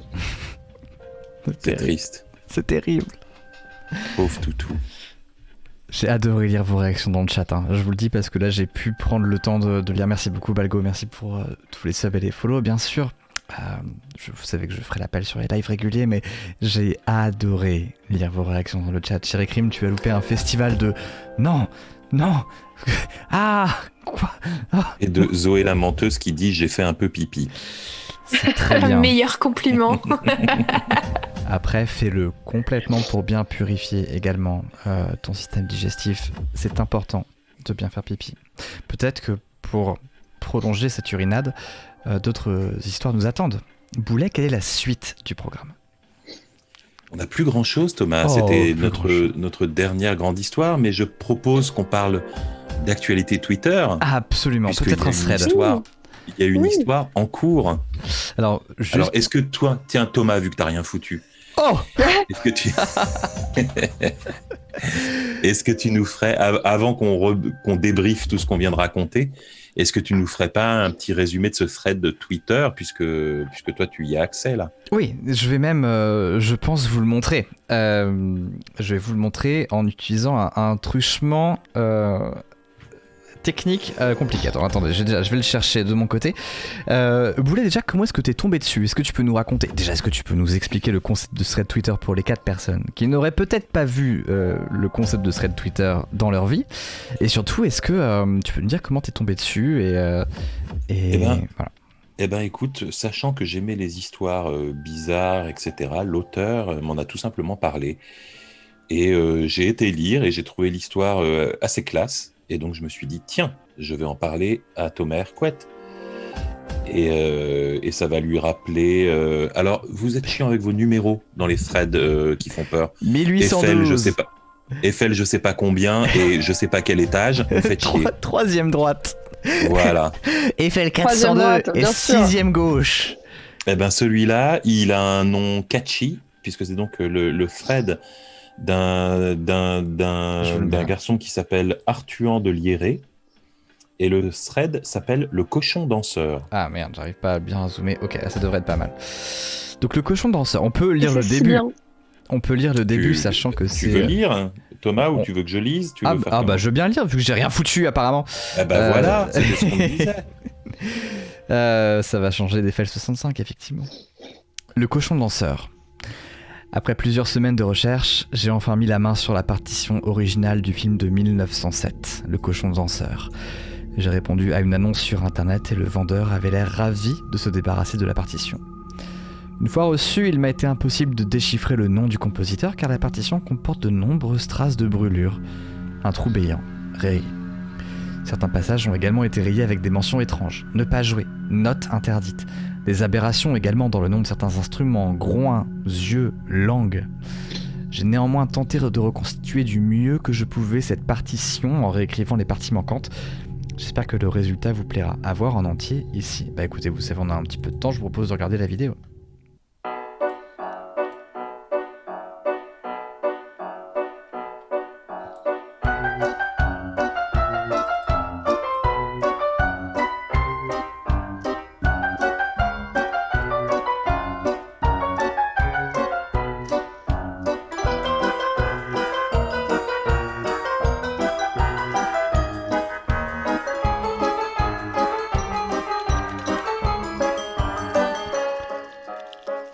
je le dis très sincèrement, c'est le genre de vidéo qui m'aurait collé des cauchemars à l'époque. Je vous laisserai évidemment le loisir de la découvrir en entier. Poursuivons un peu. Alors il m'est arrivé un truc étrange. T'es à nouveau plus centré là. Oui, vous savez. Il m'est arrivé un truc étrange, donc impossible de retrouver la partition du cochon danseur. Pourtant, elle était toujours restée sur mon piano. J'ai fouillé partout dans ma salle de musique, mais aucune trace. Je la retrouverai sûrement plus tard. Bon, j'ai eu une petite sueur froide à l'instant. En faisant des recherches de vieilles partitions sur le Bon Coin, je suis tombé sur cette annonce. La photo est de mauvaise qualité, mais ça ressemble exactement à la partition que je viens de perdre. Ok. Annonce supprimée. Et la photo... Annonce supprimée. C'est Twitter, hein, donc évidemment on se perd. Je suis désolé, oui, je suis en mode jour. J'ai envoyé un message au vendeur. Apparemment, il ne veut pas envoyer la partition. C'est bourré de fautes, mais j'ai compris qu'il me donnait rendez-vous demain matin dans un vieux quartier de ma ville. Pour le coup, je fais quoi? Est-ce que je vais au rendez-vous? Est-ce que j'insiste pour un envoi? J'étais pas très chaud, mais vu l'engouement, je vais me lever tôt demain et aller au rendez-vous. Promis, je ferai un petit compte-rendu. Comme je le pressentais, il n'y avait personne au rendez-vous.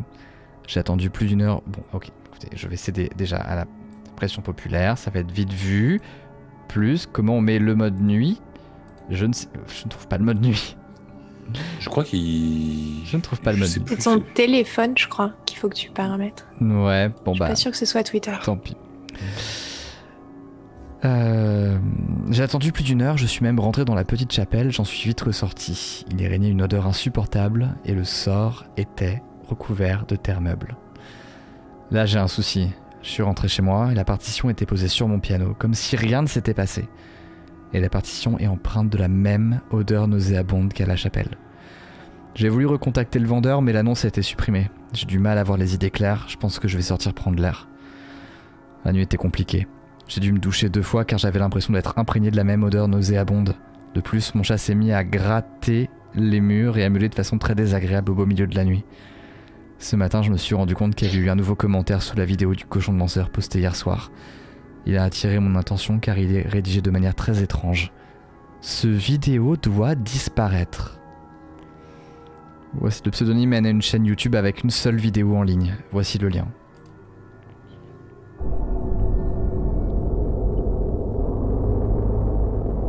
Ok, là je pense qu'on est tous maudits.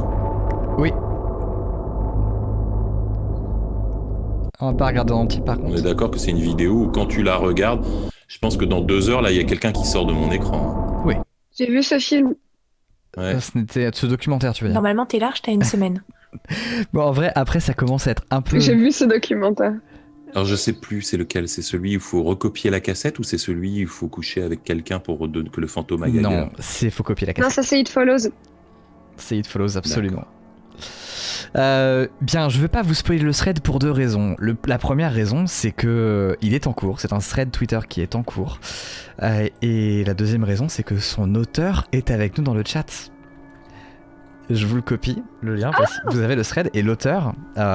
Et j'ai pas osé trop le dire, mais voilà. Vous avez le thread du coup dans le lien. En gros. Enfin, je vous ai mis le thread dans le lien, ça ne veut rien dire comme phrase. Vous avez le thread directement dans le chat. N'hésitez pas à le voir, il est en cours. Et je sais, pour avoir jonglé un petit peu avec ce format, que les threads Twitter sont plus excitants quand ils sont vécus en temps réel.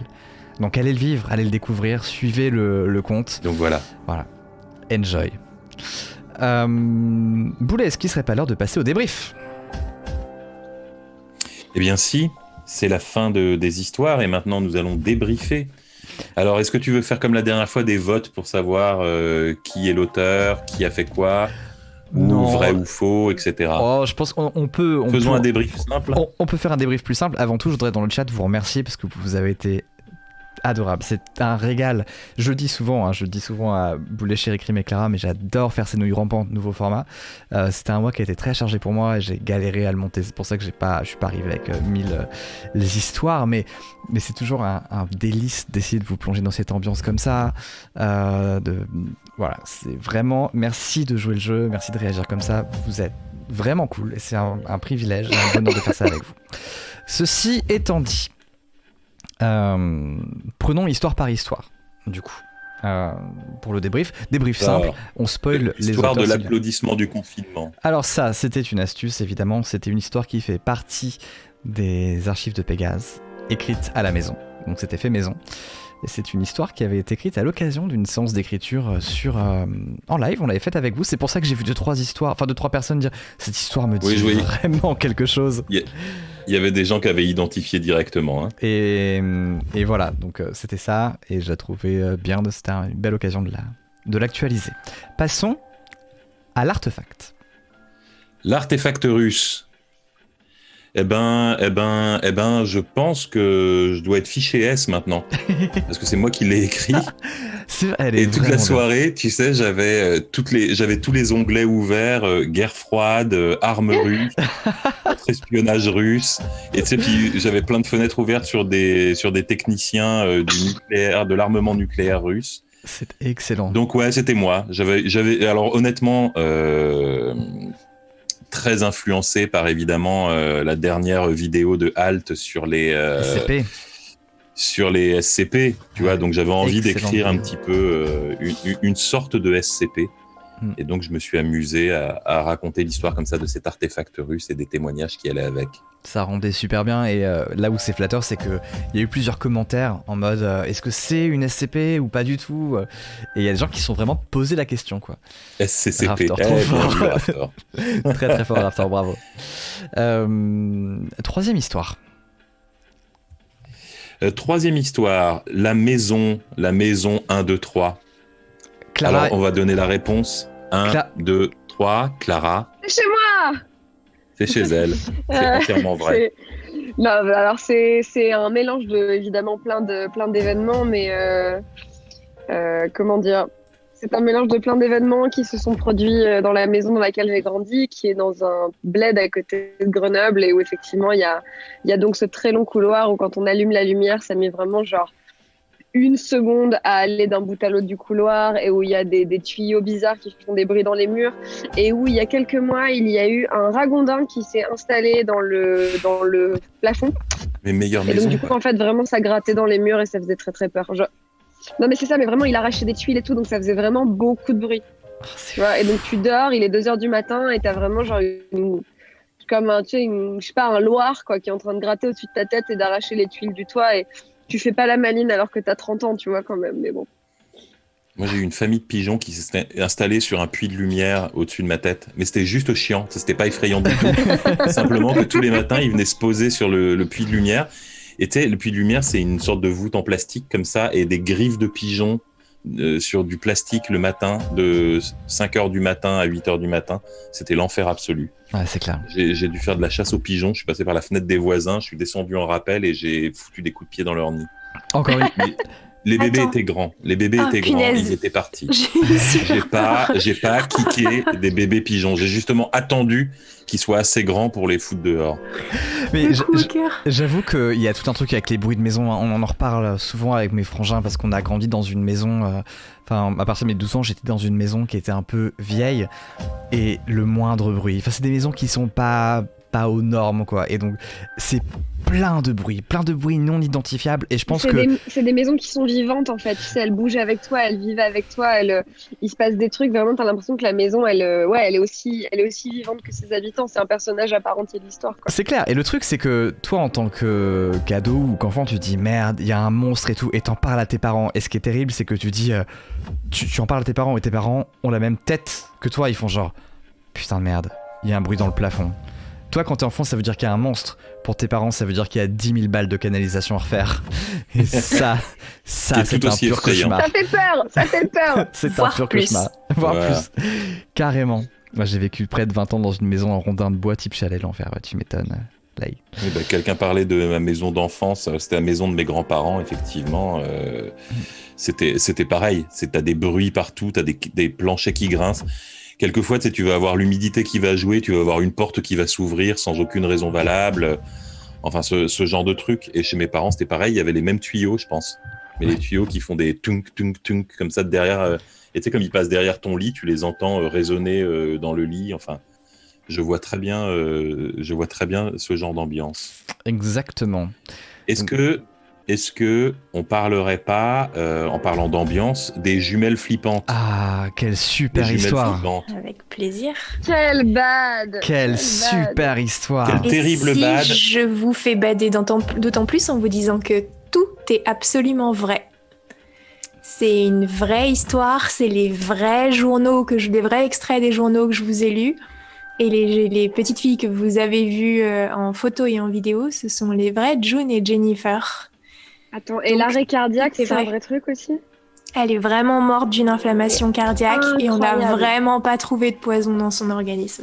Alors après, pour ceux qui veulent aller plus loin, là je vous l'ai raconté juste de manière évidemment flippante, etc. Mais il y a tout un background psychologique de leur situation et il y a plusieurs reportages que vous pouvez voir. Mais en l'occurrence, je vous conseille, si vous parlez bien anglais, de regarder Without My Shadow, donc sans mon ombre, et qui est un reportage, je crois, qui doit dater de 94 ou 95, donc après la sortie de June de l'hôpital psychiatrique, et où elle revient, où en fait elle est interviewée, et du coup elle parle et elle raconte son histoire, comment elle l'a vécu, et c'est assez ouf. Trop cool. Voilà. Non, c'était vraiment bien Eh bien amené. voilà. Et encore une fois, avec c'est incroyable, la façon dont tu l'as raconté était mais tétanisante, quoi, mais terrifiante. C'est gentil. Donc bravo. Merci. Mhm. Le club, Thomas. Ah, eh Le bien. club Thomas, c'était le ciné. Ah bah attends, non, d'abord j'ai oublié Devil Oui, bien sûr, Footprints la que j'avais créature, rajouté. la créature, bien évidemment. La créature, les trois histoires sont authentiques. C'est-à-dire les deux corps de créatures trouvés et les petites empreintes de pas sont des vraies histoires que j'ai retrouvées. Les deux sont pas liés, c'est-à-dire Elles que sont c'était sur pas le des même histoires étage. liées, je les ai artificiellement mises ensemble là, les histoires des petites pattes en U. Pour ce qui est des carcasses de monstres, soyons clairs, c'est pas du tout des monstres en fait. Hein. C'est probablement des créatures marines quelconques qui se sont échouées ou alors un mammifère quelconque. On a parlé de cochons qui auraient été un peu desséchés et du genre la peau aurait pété et les gens auraient interprété ça comme étant des ouïes. En fait, le truc, c'est que dès que tu as une carcasse qui passe 3 jours dans l'eau, elle est impossible à identifier et les gens y voient des chimères et tu te rends compte qu'en fait, c'était une otarie ou une connerie comme ça. Et donc voilà, probablement pas surnaturelle, mais marrante. Et l'espèce de récit, tiens, on va perdre Clara en direct, voilà un événement. Elle est en train de s'étouffer avec son verre d'eau. C'est Et donc, si chic son verre à pied pour C'est boire de clair. l'eau, Thomas quoi. se Mais oui, met- je me Thomas suis la met à dit que l'écran c'était pour vraiment l'occasion. genre très facile comme accessoire. Et Excuse-moi. donc le témoignage là, de la créature qui a passé les champs, les toits, les clôtures, pareil, c'est un témoignage. Mais bon, voilà, c'est comme d'habitude, tu vois, il faut prendre un peu avec des pincettes des témoignages qui datent du 19e siècle et qui ont été écrits à cette époque, retranscrits par des gens qui voulaient rendre l'histoire un peu plus cool qu'elle n'était. Donc voilà, à prendre avec des pincettes, mais a priori, histoire réelle, mais avec énormément de place pour l'interprétation. Classique. Classique. Thomas, maintenant, le Oui. club, le cinéma, Non. on est d'accord que c'est du 100% vrai, quoi. C'est absolument Ouais. réel. Si vous êtes allé à Châtelet-Les-Halles, c'est absolument réel. Non, ça vient par contre de c'est tiré d'une histoire vraie dans le sens où à chaque fois que je vais à l'UGC des Halles, je découvre une nouvelle salle, quoi. Et j'ai l'impression que ça n'en finit pas. Et je me suis rendu compte qu'il y avait des salles à la numérotation de plus en plus étendue. Mais non, ce n'est pas une histoire vraie, évidemment. Néanmoins, c'est une histoire qui fait partie de la suite d'Eiffel 1812, qui arrivera une fois que j'aurai du temps. Et voilà. Et ça se passe vraiment dans le... Si vous avez eu le thread d'Eiffel 1812, ça se passe dans le même univers.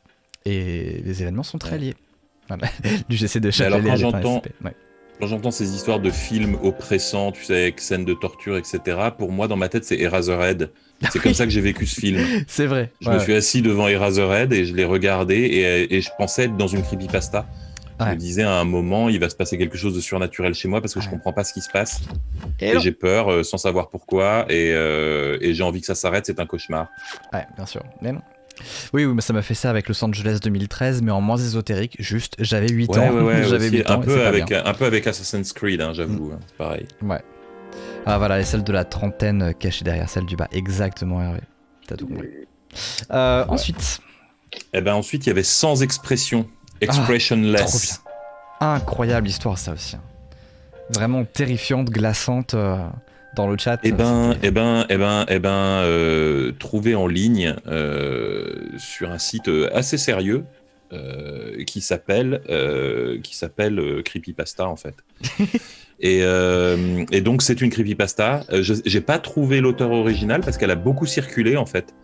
Elle a rebondi de site de creepypasta en site de creepypasta. Et je sais pas vraiment qui l'a écrite. J'ai trouvé la plus vieille version possible en anglais et je l'ai traduite moi-même. Mais a priori, invention très cool d'internaute. Je trouve qu'elle fonctionnait très bien.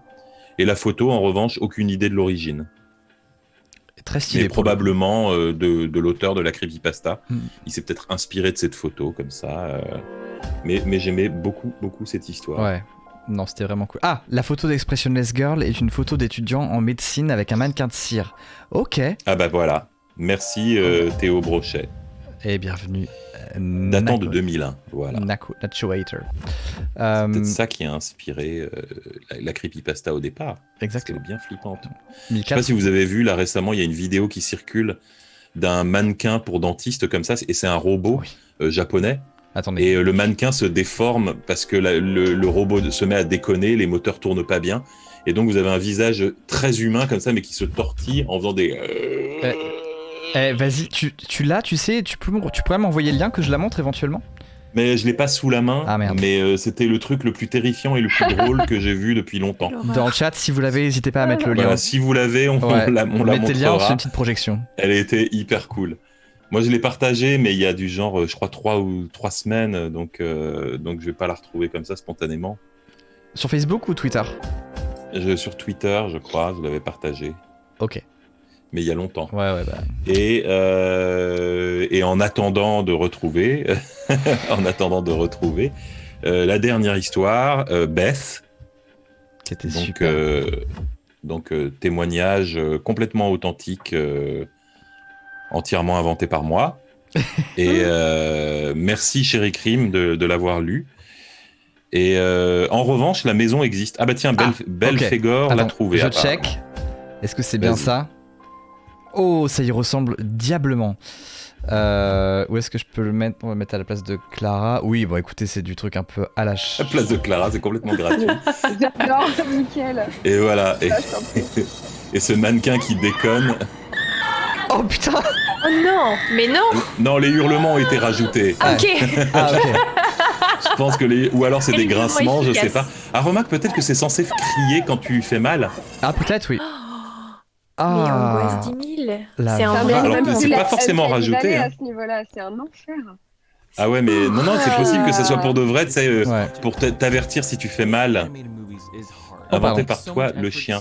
Bah ouais, le chien, c'est le chien de ma sœur, c'est un border collie, et je trouve que c'est les chiens les plus insupportables du monde. Si vous étiez là dans le chat au moment où on en parlait, avant. C'est ça qu'on parlait, ouais. On en parlait avant que ça commence. Mais ouais, les border collies, c'est les chiens de berger par excellence. Donc, c'est ceux qui t'empêchent de sortir de chez toi la nuit parce que les moutons sont pas censés sortir de l'enclos la nuit. Et j'ai un pote vétérinaire qui les appelle les bordel collies parce que c'est typiquement le genre de chien qui veut ramener la voiture à la maison quand elle va trop vite et quand elle s'enfuit trop vite et qui du coup essaye de lui mordre les roues. Donc, il dit à chaque fois qu'il y a un connard de chien qui mord la roue d'une voiture, c'est un bordel collie. Tellement drôle. Mais pour la petite histoire, la maison existe vraiment, c'est-à-dire que c'est un endroit où je suis allé, c'est Cannon Beach. C'est une très jolie maison, c'est une très jolie plage de l'Oregon, donc en bord de mer, avec des rochers comme ça dans la brume, qui sont des réserves naturelles pour des oiseaux. Donc si vous avez l'occasion d'aller à Cannon Beach, je vous recommande parce que c'est extrêmement joli. Et on nous avait prêté une maison, c'était un animateur de chez Disney qui était un ancien des Simpsons. Donc voilà, maintenant ça change un petit peu la nature de l'histoire quand vous savez que la personne qui habite là, normalement, c'est un animateur des Simpsons. Eh ben, il y aura pas Beth, non. Elle est partie, hein, je pense, depuis. J'ai pas entendu d'histoire de fantôme, mais en fait, l'idée m'est venue parce que comme on était au bord de la mer dans cette maison, et effectivement, un matin, en sortant de En sortant de la maison, dans la brume, il y avait des enfants qui passaient sur la plage, mais c'était hors saison, donc il y avait pratiquement personne. Et c'était très bizarre de voir ces enfants comme ça sur une plage dans la brume. Ça faisait une image un peu bizarre. Et j'ai plein de photos de Cannon Beach avec les maisons qui sortent à peine du brouillard. Est-ce que c'est Nathalie qui a fait ton make-up? Non, je l'ai fait tout seul. Respect, hein. Vraiment très bien fait. Enfin, make-up. Mais donc voilà, c'était une visitez Cannon étagère qui Beach si vous avez bricolait. l'occasion. Voilà, c'est une étagère à bricoler. Et Belphégor forcément- nous dit que les hurlements sont bel et bien rajoutés. Ouais. Ah d'accord. Bah c'est très efficace. Hein. Ah, c'est clair, c'est Et terrible. ben voilà. Terrible. Et puis, et oui, donc le thread qui est en cours, je vous l'avais mis. Est-ce que j'ai toujours le lien dans mon. Ouais. Voilà, c'est ça, On je a remets mis le le lien. thread final, c'est très cool, Arthur. Je sais pas si t'es toujours là, Arthur, mais bravo pour ton taf. C'est très cool et j'ai hâte de voir ce que ça va donner. En tout cas, ça va être très drôle à suivre, surtout que l'atmosphère est trop cool, quoi. C'est dommage, on n'a pas Feldup qui est là. Alors, vous avez aussi un gros bisou de la part de Julie de 2 heures de perdu. Mais Feldup n'est pas là, qui est notre expert. Voilà, donc on embrasse tout le monde. C'était cool. Alors, moi, je sais pas comment vous vous situez. Moi, j'ai trouvé qu'on a eu un excellent cru pour Halloween. Je sais que c'est dur de faire peur en 2020. Je sais que c'est dur. 2020, c'est une année la plus rien.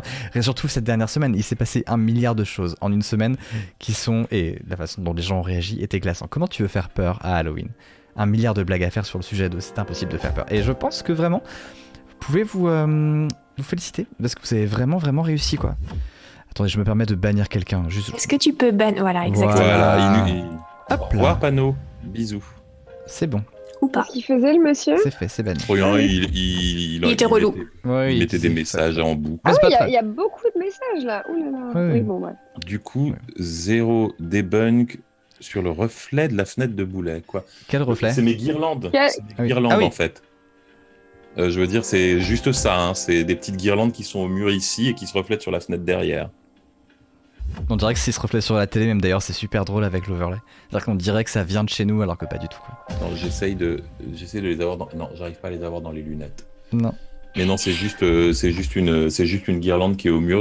Là, je suis éclairé à la guirlande. Alors, dois-je comprendre que nous faisons... Dans le chat, il y a ma maman, pardon, Arrête, non. qui me dit Eh. chérie, qui me dit chérie crime dans la famille Adams c'est et ta mère. meilleur compliment. C'est trop C'est ma mignon. maman. Trop mignon. C'est le moment où je fais coucou maman. C'est très chou. Bonjour, Madame Crime. Mais par contre, Boulet, avant de se quitter, on est d'accord qu'on fait une nouille rampante spéciale Halloween. On l'avance pour pas être le premier samedi du mois de novembre. Et tu mets des Exactement. guirlandes de Noël alors que Halloween c'est demain. Alors, j'ai mis mes guirlandes de Noël dans mon appartement. Il y a eu, voilà, j'avais envie d'avoir Il y a eu une un ambiance petit de souci. Noël. Donc, je me suis dit, tiens, je vais éclairer mon appartement avec toutes les guirlandes que j'ai. Et j'ai accroché des guirlandes partout. Très bien. J'ai trouvé ça hyper chouette. Et je me suis dit, bah tiens, je vais les laisser. Et c'était en 2005. J'ai fait une note de blog dessus, Thomas, tout au début du blog. Mes guirlandes ne sont jamais parties parce que je me suis dit, pourquoi, après tout, on enlève les guirlandes alors que tout le monde aime ça, tout le monde aime les guirlandes. C'est vrai. Pourquoi les décrocher? Ça Ouais. n'a aucun sens. Si vous aimez les guirlandes, vivez avec des guirlandes. Moi j'avoue que j'en Voilà. ai, c'est mes veilleuses le soir. Et je trouve ça trop bien cette ambiance quand la pluie tombe et que t'as juste une petite guirlande qui éclaire et que tu te mets pas le... Bref. Écoute, moi j'ai un mur, j'en profite pour faire un plan yeux de zombie. Ouais.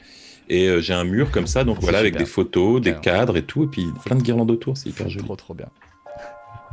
C'est trop bien. J'ai rallumé les miennes du coup. Ah, trop Voilà. stylé. Shaiwen, merci beaucoup. Oui, t'as bien Terrifiant. frissonné. Merci beaucoup. Cool que t'aies kiffé cette première, ça fait plaisir. Ces yeux sont chouettes, hein. Attendez, je vais zoomer. Reste, ne bouge pas. Voilà, très bien. Vous pouvez screener s'il vous plaît ça, ce qui se passe. Faites plein de captures d'écran et vous partagez derrière.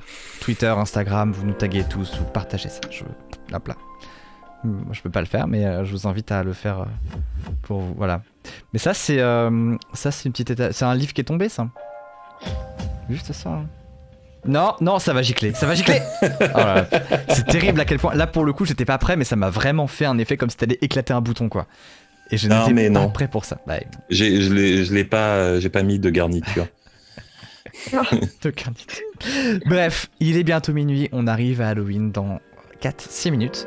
Mais du coup, on voulait inaugurer ce week-end d'Halloween et de tout ça avec vous, sachant que, bah, les confinements, hein, donc. C'est quoi le truc le plus flippant qu'on puisse se raconter un Halloween de confinement? Nous sur Topito, on a éclusé la blague. C'est un mec, il a pas son masque et il tousse. Voilà. Je pense que c'est la pire histoire d'horreur qu'on puisse se raconter en 2020. Et très bien. Mais peut-être elle était un peu courte pour rentrer dans le roster de cette fois-ci. Je voudrais vraiment vous remercier tous et toutes dans le chat avant de faire un dernier petit tour. Je voudrais vraiment vous remercier vous parce que encore une fois vous avez fait un accueil de dingue. J'ai vraiment pas eu le temps courant novembre de tout mettre en place, mais je vous tiens au courant de tout. En Donc, octobre. Suivez-nous. De quoi? Octobre, novembre, c'est pas encore là. Ah oui, pardon. Est-ce que Boulet.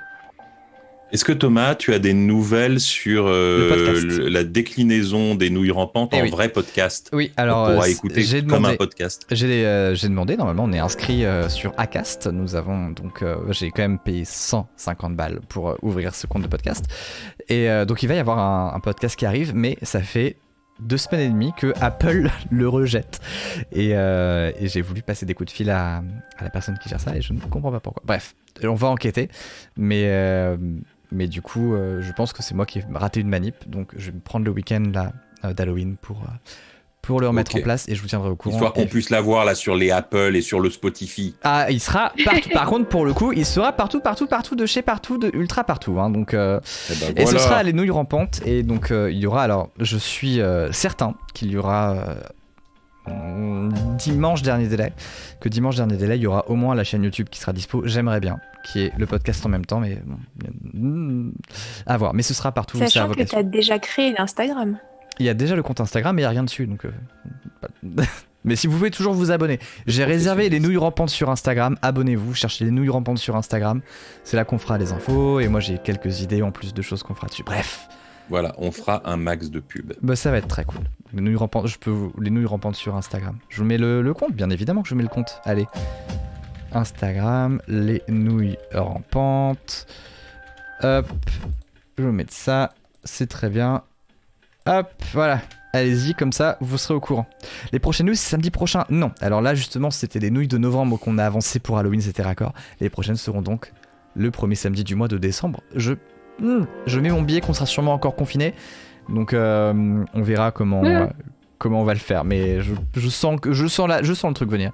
J'ai un petit flair. Là, France Inter, ils disent peut-être que ça pourrait s'étendre pendant 3 mois finalement. Donc on va voir. On va être bien pour Noël. Ouais, ça va être un régal. Mais c'est pas grave. Anniversaire. De quoi? Oh non. C'est quand ton anniversaire, chérie? Il y a mon anniversaire, le 20 décembre. Ouais. Quelqu'un dit 9 abonnés, combien de plus? Ah, pour les nouilles rampantes. Ah oui, pour les nouilles rampantes, ça va. Oui. Bref, merci beaucoup à vous. Je voudrais peut-être un mot de la fin de Clara, Chérie Crime, Boulet. Est-ce que vous avez des actus, des choses que vous voulez présenter avant de se quitter? Pas Chérie Crime. Ok. Toujours ma chaîne Twitch, sur laquelle on parle de mystères historiques, de légendes qui font peur et de trucs un peu creepy comme... La dernière fois, on a parlé de toutes les horreurs qu'on chante à nos enfants dans les comptines et on a décrypté les comptines et on a parlé de quoi ça parlait vraiment. Donc, ma chaîne Twitch, Chérie Crime. Et puis, merci de m'avoir encore invité à être là ce soir. Évidemment. Mais on t'invite pas, tu fais partie de l'équipe. Exactement, tu fais partie du crew. Clara? Écoutez, vous pouvez m'entendre être vulgaire et de mauvaise foi 1 semaine sur 2 dans Pardon le cinéma avec Victor, Sophie, Marc et Simon. Et on parle de cinéma. Et sinon, j'ai sorti un programme sur Magellan qui s'appelle Protéger ses idées et qui parle de protéger ses idées. Donc, où je fais de la vulgarisation juridique en faisant des blagues et avec une voix très très basse et très très douce. Donc, ça fait aussi de l'ASMR. Voilà. Vraiment, littéralement de l'ASMR de droit, quoi. C'est excellent. C'est très spécifique, c'est extrêmement pointu. Oui, très. Et il y a un public. Mais oui, il y a un public. Évidemment. J'espère. Boulet? Un petit mot de la fin. Bah écoutez, moi comme d'habitude, sur Twitch, je continue à faire du dessin et quelquefois du jeu vidéo. Et puis on va continuer à essayer de vous dégoter et aussi créer de nouvelles nouilles rampantes pour la prochaine fois. Vous avez été très nombreux ce soir, ça fait très plaisir. Je vois qu'il y a beaucoup de gens qui croient aux fantômes contre toute logique. Parce que finalement, si de manière purement mathématique, si vous vivez en ville, par exemple, si vous nous écoutez depuis Paris, Bordeaux, Strasbourg, vous devriez être littéralement entouré de fantômes parce qu'il y a eu beaucoup plus de gens qui sont morts dans ces endroits-là que dans des villages de Cambrousse ou au fin fond des bois. Donc peut-être qu'en ce moment précis où vous nous écoutez, il y a les esprits de 60 000 personnes qui vous traversent à chaque seconde. J'ai vu ce film. Ou alors, peut-être que les esprits sont comme des petits échos, presque à la limite de l'audible, presque silencieux, et qu'il faut être dans des endroits très isolés, très calmes, pour entendre ce qu'ils nous murmurent. C'est tout. Enfin, on leur souhaite que ça se... Ouais, voilà. Bien, écoutez, merci à vous en tout cas, je vous le dis 3 fois mais ça me fait toujours très plaisir. Ah oui, mon actu à moi, pardon. Pas grand chose, retour des lives très bientôt. Encore une fois, suivez-moi sur Instagram, pour l'instant je dors, ce qui est pas mal. J'ai toujours le livre Comment j'ai tué mon ange gardien, qui est où Où est la promo ? Oui, là, très bien, cool. Qui est ce livre-là, je vous le zoome plus, qui est un peu surnaturel, qui est pas mal, qui est très drôle. Si vous cherchez un bouquin détente à lire pendant le reconfinement, ça fait vraiment le taf. Ça fait vraiment le taf. Et la suite arrive dès que... j'attendais qu'on finisse ces nouilles rampantes pour commencer à le reprendre. Donc je pense que ça va reprendre d'ici une grosse semaine sur Wattpad. Et sinon en live sur Twitch cette semaine a priori. Mais je vous tiens au courant. Évidemment, suivez-moi sur Instagram pour en parler. Pour suivre ça. Sachant que sur Instagram, il m'arrive également de poster des mèmes piqués à droite à gauche, honteusement. Donc toutes les blagues que Topito refuse que je fasse, je les fais en story sur Instagram. Voilà. Merci beaucoup à vous d'avoir suivi ça. On va procéder à un raid pour un maximum d'esprit de détente. Je vous propose qu'on aille raider Adrien Méniel. J'allais te le proposer. Écoute, je viens de voir qu'il était en ligne. Allons raider le bon Méniel. Je propose que ce soit une très bonne idée. Donc, je lance directement ça. Quant à vous, je vous embrasse évidemment. Merci beaucoup à tous et à toutes. Mais oui. Et moi, je vais vite aller enlever ces lentilles avant de me faire une infection de l'œil parce que ça colle. Merci beaucoup. Je vous embrasse très fort. Ça m'a fait très plaisir de faire ça avec vous. Vous avez été excellent. À très bientôt. Je lance le raid d'Adrien Méniel. Raid Adrien Méniel. Est-ce que je sais encore faire des raids ? Oui, c'est bon. Passez une très très belle soirée. À très bientôt, évidemment. Et puis surtout, dormez bien. Dormez bien. Salut tout le monde. Hop, c'est coupé.